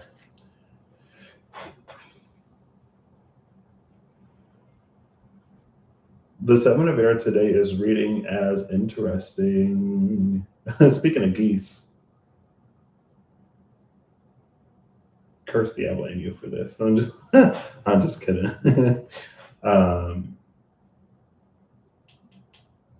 The Court of Cups in the Waternon Tarot are swans. This is making me think of the swans. So like this is the high priestess that blew the mind of the king of water, that made him the messenger again. So it didn't make him a full page, but in some way, I guess that works even more, right? Because it is with the Seven of Earth, it was that like learning and applying. So with the active energy of the Knight, it's applying it as it's moving forward. It's the scholar. The scholar is like the intern. You learn some in class, you go out into the field, you learn to apply it. You're not necessarily like given full responsibilities of a full-time employee. It's like you're partially responsible, partially learning, and it's like it's understandable. Or it's like it's part of the gig, right? The high-speed goose chase to catch up. So this is the high priestess energy with like all of these geese. But it's like with the mask, it's almost like the high priestess is coming down a little bit to try to meet us where we are.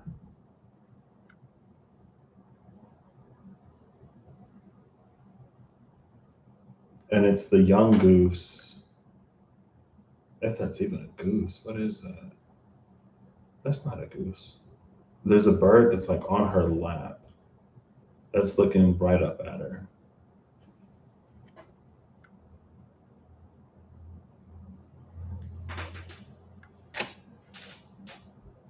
Bottom of the deck is the 5 of Earth.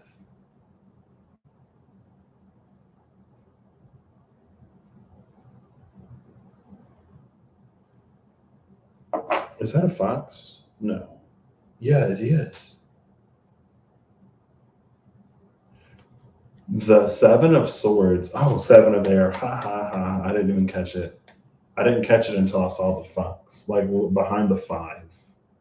The 7 of Swords and the Wild Unknown Tarot, in particular, for me, is a card of birthright.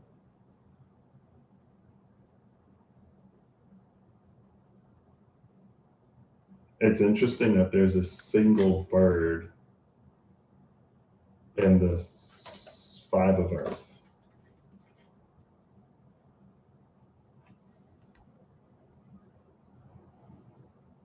Where there was the one on like her lap. This also, it's playing out the Earth Keeper and the Council again. Like this would be the Council, this would be the Earth Keeper.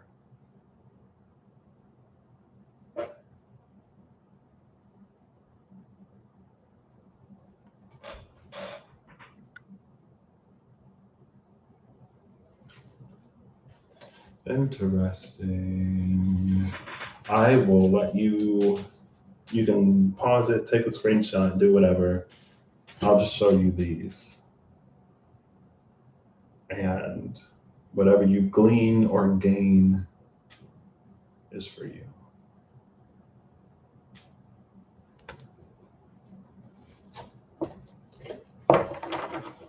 Oh, I also said that water is to fire what earth is to air. And it's been so like water fire. I mean, there's been some earth here too.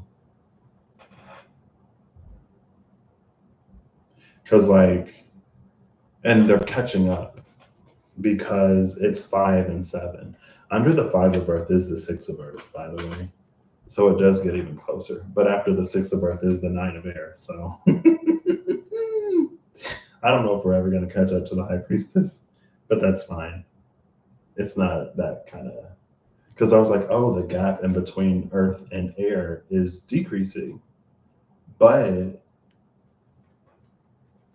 then air kicks it up to 9. So we go from 2 away to 3 away. But again, that was like filling a gap. That was creating the bridge between earth and air here. But I guess we also did have the bell that brings the physical and intangible into harmony as it pulses out into the universe.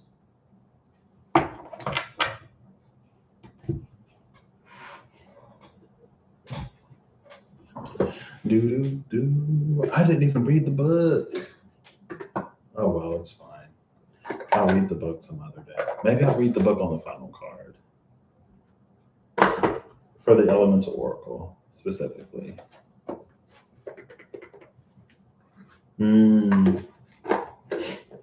Oh goodness. No. Now we're gonna put this one away. The Mystical Shaman Oracle cards. Oh, here's our council member and the Earth Keeper, for those who may have missed it earlier.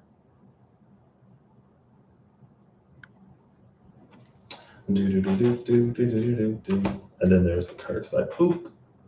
Well, take it as it resonates is all I have to say. All I gotta say is take it as it resonates. For you.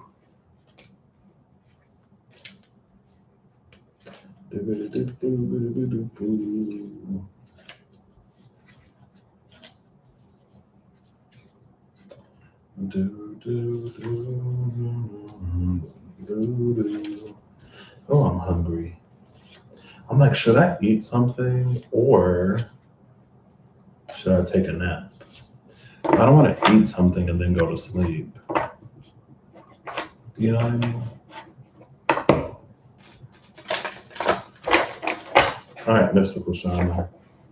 I see the Hunter.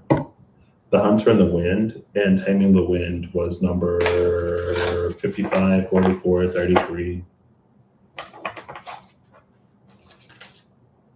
That was quick. The medicine wheel turned over immediately.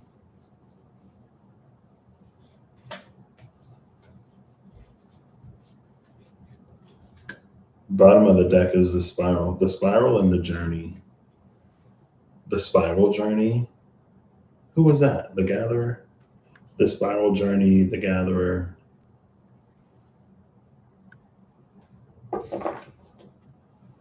But that more in particular, and the medicine wheel, I was like, okay. The spiral journey, the medicine wheel. The spiral, the energy of the spiral came out in timber, or in the contextualization of timber, and how from the outside certain experiences may appear to be the same as like a different point in time of our life, but it may be different. Timber is the thing that differentiates a class of apparently similar individuals or experiences.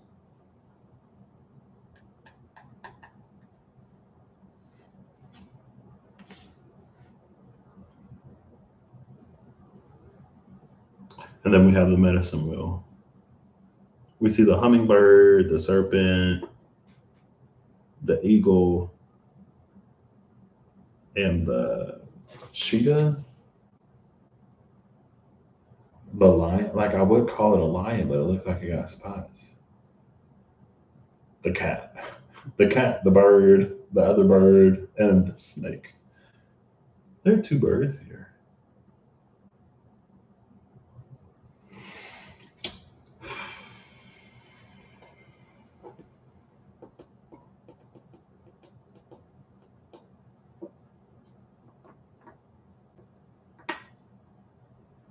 Let's get one more. I feel like I don't really need to, but we will. One more for the medicine wheel, please.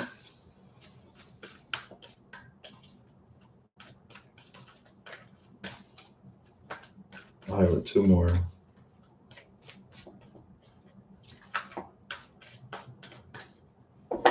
Bottom of the deck now is the rainbow.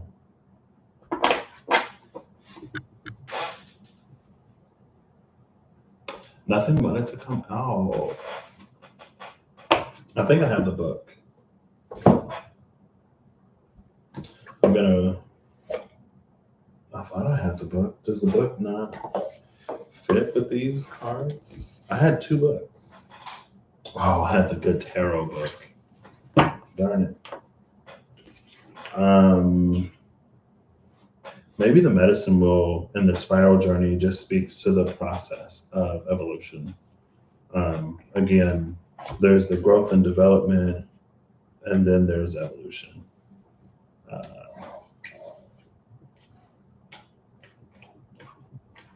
There's also like different phases of a thing. I think it was Earthsea that talked about the true names of things. If we think about even the butterfly and the life cycle of the butterfly, we have different words for the different stages. It's a caterpillar, and then it's the chrysalis / the cocoon, and then it's the butterfly.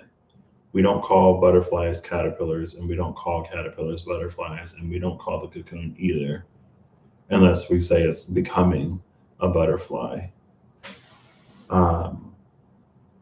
But there's something about the true name of a thing that is the same throughout every stage and every phase. I guess if you call something by its scientific name, then regardless of the stage of life that it's in, it's always going to be that, right? So we have those. But there's something about that in this medicine wheel, something that persists in all four seasons, in all four directions, regardless of how different each of them are. And maybe it's the soul, or the name of the soul. The essence changes, the zones and the realms change, but the soul is eternal.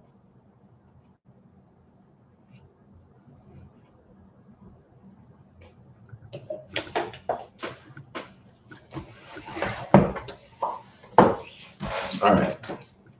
Now it's time for the elemental. Oh, it's so early. Have you left for work yet, Eve? Excuse me. Is anybody else as excited about the Rare Gazelles, Taurus, and Pisces readings as I am? I mean, I guess I get excited for all of the Rare Gazelles readings, but that's not the point. The point is, oh, you're working from home today. Oh, snap. The point is they're happening. Also, Eve did a Taurus reading yesterday. Yeah, because you talked about body chemistry. It's funny that you mentioned body chemistry. I have a Scentbird subscription because I do, apparently. Um, and I don't often wear cologne, but for the last like 2 days of my last rotation, I did wear cologne. And I smelled myself and I was like, ooh, like I was like, ooh, like I smelled the cologne and I was like, okay, all right. It was a few times in the night. I actually got a new one called Good Habits. I think that one is it's on the list of favorites for sure. Um, but yeah, I was smelling my own cologne. I was like, oh my gosh, these smell kind of nice. All right, Elemental Oracle.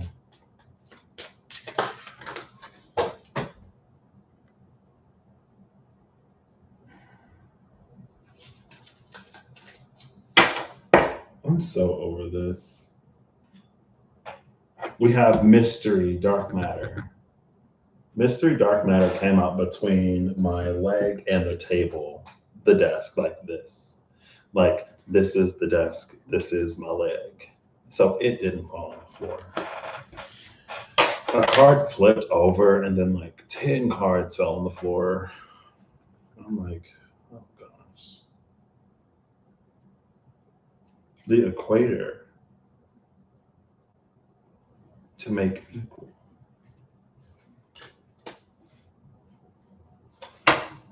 Bottom of the deck is darkness, the moon.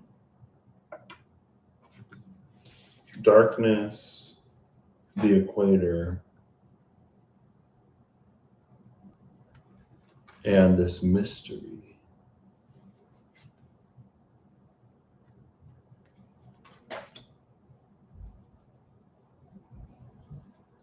We just had the equinox, which is equal day and night.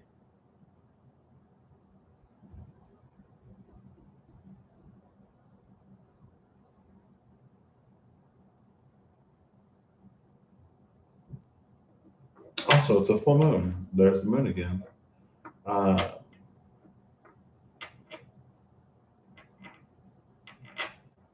we have another. I wonder if this is the last polarity from that 8 of Earth. We had feminine, masculine as 2 pentacles, internal, external, physical, and intangible. Now we have like dark and light, in darkness and to make equal. But we don't see light. We see light as the equal of darkness, which is interesting. Like light is implied. I mean, light could be at the bottom of the deck. I mean, it could be on the floor with all the other cards that fell on the floor. Oh gosh. So this card is propped up. This card was propped up on the Good Tarot.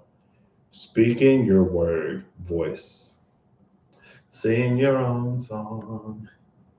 Use your own words. Your voice is not a thing to be afraid of. And when they hear it ring true, there's not a thing they can do to take away the music that you're made of. That was the thing about music and movement. It's like as we discover our own timbre, as we discover our own voice, and our degree of timbre increases, it proportionally increases the speed at which things can recognize us, can pick us out from a crowd, and moves towards us. It increases the tempo. But now it is appearing as voice, where it was conjecture earlier. Another card popped up against the desk is gravity, groundedness. Speaking your word, using your voice, draws things towards you with that gravity. Gravity is interesting because 9.81, the gravitational force constant on the surface of Earth, or at sea level, just came out. The energy of it came out yesterday, didn't it? I was talking about, yeah, it came out with the gravity defying Ace of Cups, with the hydrojet King of Cups.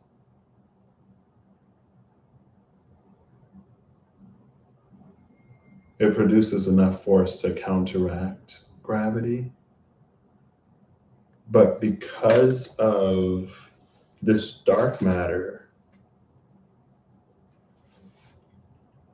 it's an anti-gravitational force. It's anti-gravity, basically, rather than being governed by the attractive force of bodies. It taps into a repulsive force that we don't experience this side of the universe. Like how we don't really experience darkness this side of the universe, and we don't really experience cold this side of the universe. This side of the universe, as if the universe were a coin. Darkness is the absence of light. Cold is the absence of heat. But darkness and cold themselves aren't absolute. They're relative concepts. Maybe on the other side, they have darkness and they have cold, where light is the absence of darkness and heat is the absence of cold.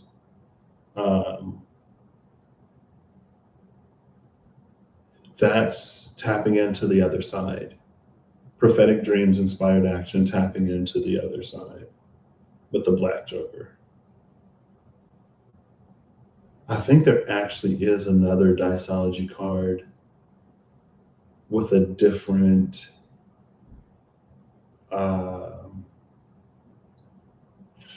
polarity on it. I did see a land where all seasons reside as I was shuffling. What's in your town? The geese? I'm sorry.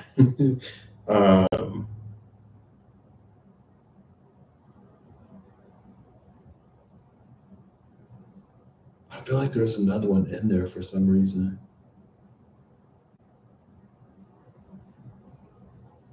I know there's the hot and cold. Hot and cold is in there. It's the blistering. It's like it's the hot and the cold that lies at the heart of creation. Oh, darkness and cold. Yeah. I can imagine. So my best friend and his wife, my best friend is on his honeymoon with his wife, and they are in Montreal now. Well, I don't know if the honeymoon part is over, and he's just like, spending some time with her before he goes back to London, but they're in Montreal now. I would crash. I would have crashed, but they're on their honeymoon, so I mean, I third wheel everything else. Might as well third wheel the honeymoon, right? I should have just showed up. Like, hey, I'm in Canada. Don't leave me by myself. It's fine. But yeah, it's the blistering heat and freezing cold that lies at the heart of creation, I think. I don't remember what else is on that. I don't think that's the Stargate one. But there is a hot and cold that lies at the heart of creation. And that one came to mind because both exist. There's a perspective taking all things into account, where light is and darkness is, and one isn't the absence of the other.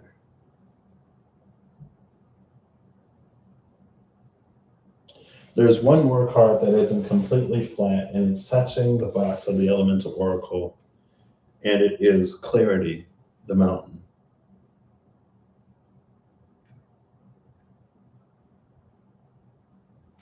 Clarity is an energy that came with the breaking or lifting of the curse of silence.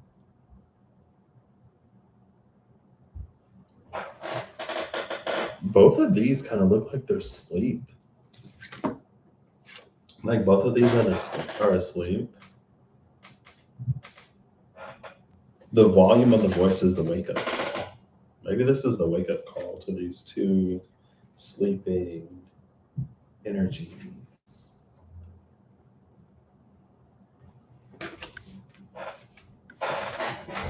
And then we have two cards that were flat on the floor. One of them I see so often in this deck that I never know what it is. Companionship animals, and then richness marine life. We get animals on both of these. Richness and companionship is a heart-filled living life.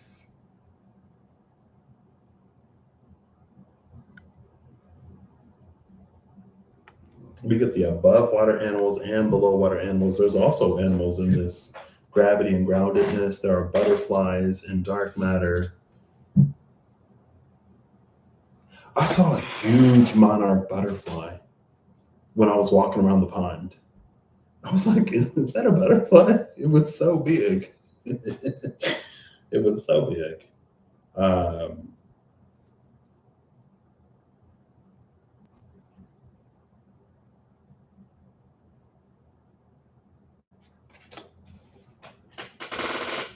Richness and companionship.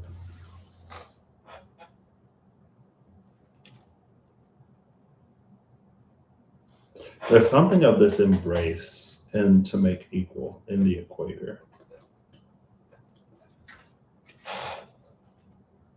Does the equator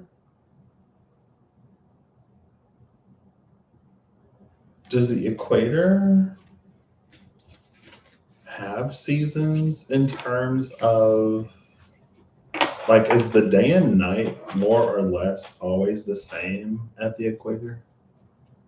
Like, does it get too extreme?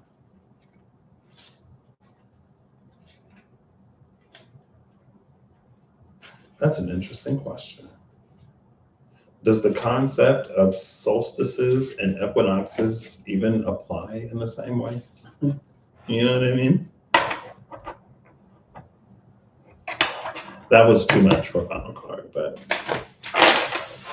all right. Final card, please. I don't think anybody is. Anybody else on the floor? Is there anyone else that I'm missing? Hello? No? No? Okay. All right. I think we're good. Silence, snow, movement, speed. It moves at great speed and silence. Oh, there we go. There's the light of the sun. Light, sun, darkness, moon. And then we have cleansing, storms under that.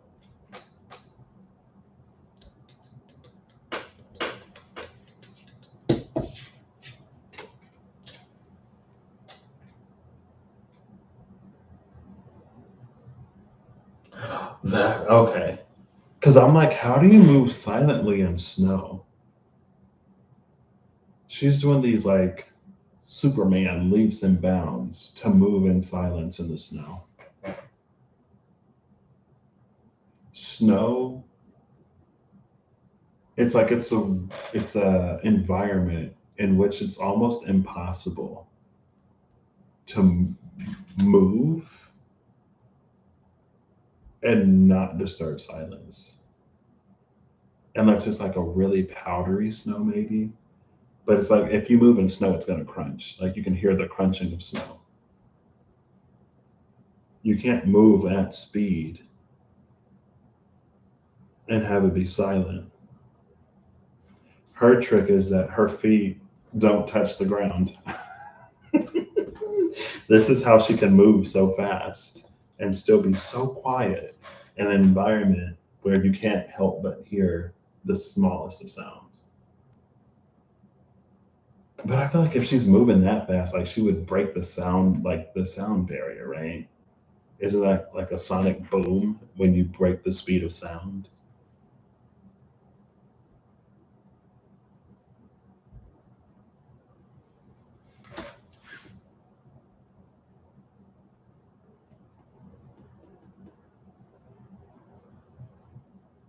There's something so unexpected about this energy.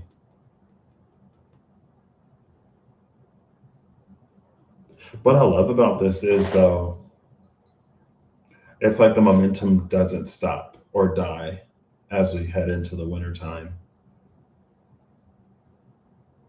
It doesn't have to. The momentum doesn't have to stop as we head into the wintertime in the northern hemisphere.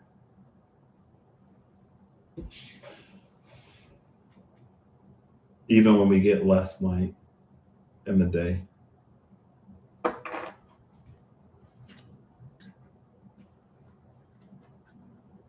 There it is.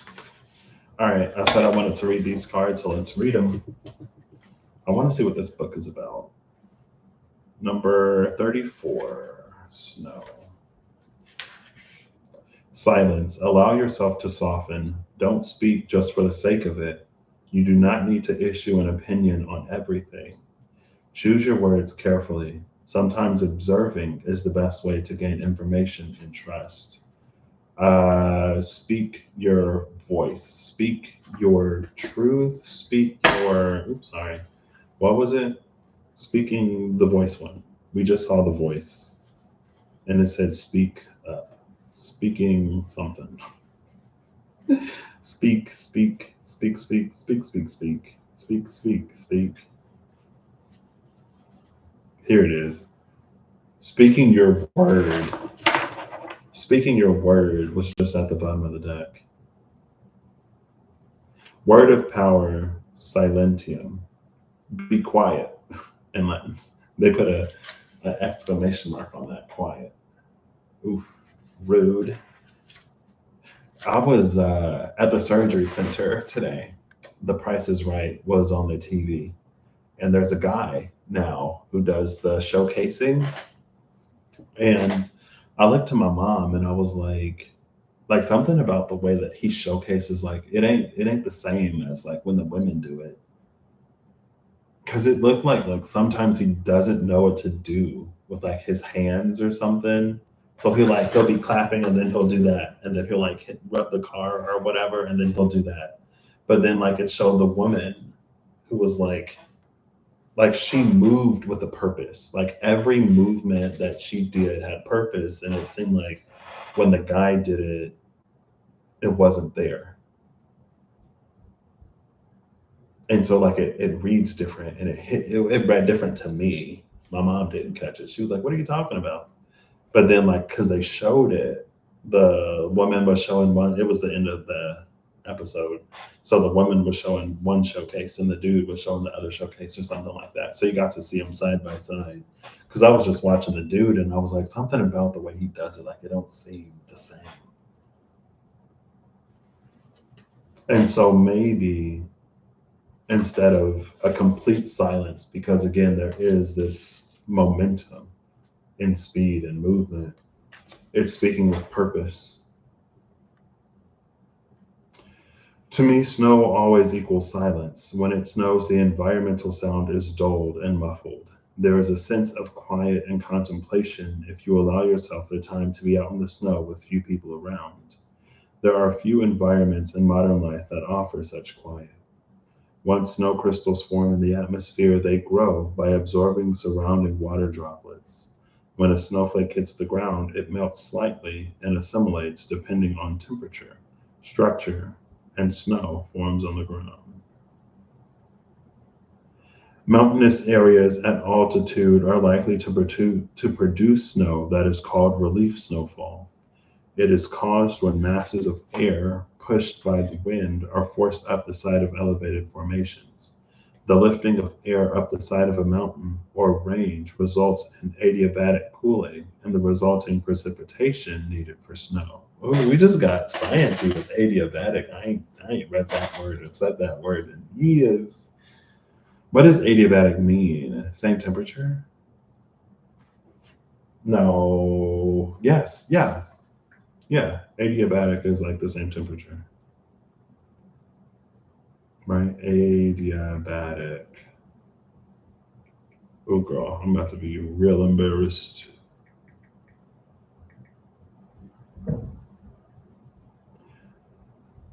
In which heat does not enter or leave the system. It's the heat. It's not well, I was like, heat and temperature are related. I'll take the L. Isothermal is same temperature. Adiabatic is where heat doesn't enter or leave the system.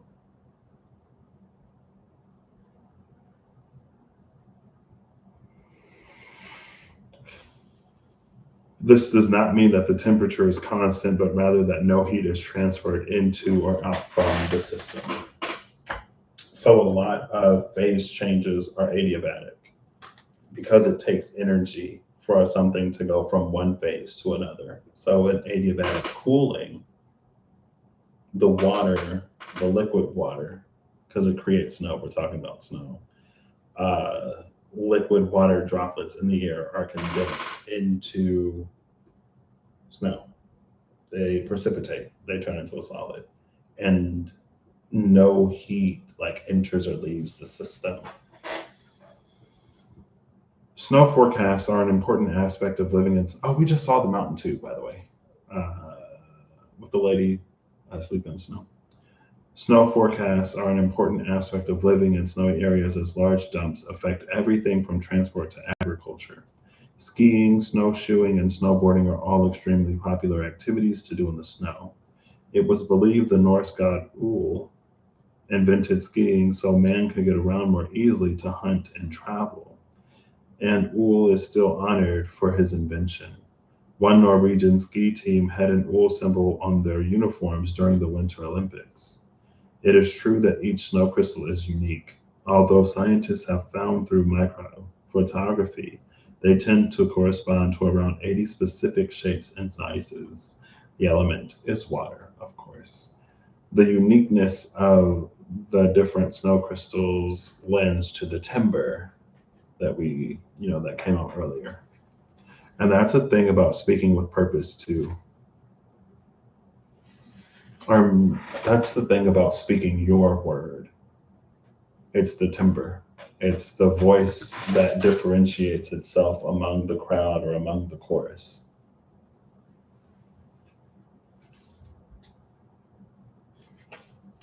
Interesting. That's what I got. 2.5 hours. Should I be surprised? No. I mean, I really didn't think I had anything to talk about today, but sometimes you just pull the cards and let the energies take you wherever the energies are going. Anyway, this was, maybe I should get used to it. I keep saying like, oh, these reads aren't really like me, but these are reads that I love doing. You know what I mean? Reads that aren't all chili peppery and spicy and whatever, where I'm not like yelling at a camera, yelling at the webcam. Ever since I did the fairy ones, they've been a lot lighter in tonality. But yeah, this is what I got. I hope you all have an amazing whatever whenever you see this. Thank you all for being here. Spending some time with me. I hope you're taking it as it resonates and you're getting something out of it if you're spending all this time. I hope that whatever you need along your path, journey, and where you find, And I hope that whatever deeper insight or revelation you need or you gain from this, I hope whatever deeper insight or revelation you may have gained throughout the process of this, you value and you treat as truth, even if I didn't say it, right? I don't necessarily believe that I'm so influential that people will buy into whatever I say. But if your intuition discernment reveals something different, reveals something more, says something completely different, like I hope you would trust that and go with that rather than to disregard it and go with whatever I say or said in the course of this video or any of my videos, right? That's the Seven of Earth and the Queen of Water, right? Maybe I'm the Queen of Water that's trying to read something for you with my eyes closed. These are general, but even if it was personal, still, but they're general. I'm this Queen of Water over here trying to read for you with my eyes closed in this general whatever, right? Tap into your own inner high priestess and open your eyes, right, to the truth that lies before you, feeling the growing fire of truth. Um, and yeah, hey David, bye David. This is the end of the video. It's been 2 hours, 31 minutes, and 48 seconds. So there's a lot to watch if you so choose or desire. I'm probably gonna find some food because I am hungry. Or maybe I should just go to bed. I'm actually I'm gonna reach out to my workout partner and see if we're gonna work out today. Because if I work out, then I can eat and I'll stay awake because I'll burn the calories. Is that how that works? Anyway, I will catch you all in the next one. Bye.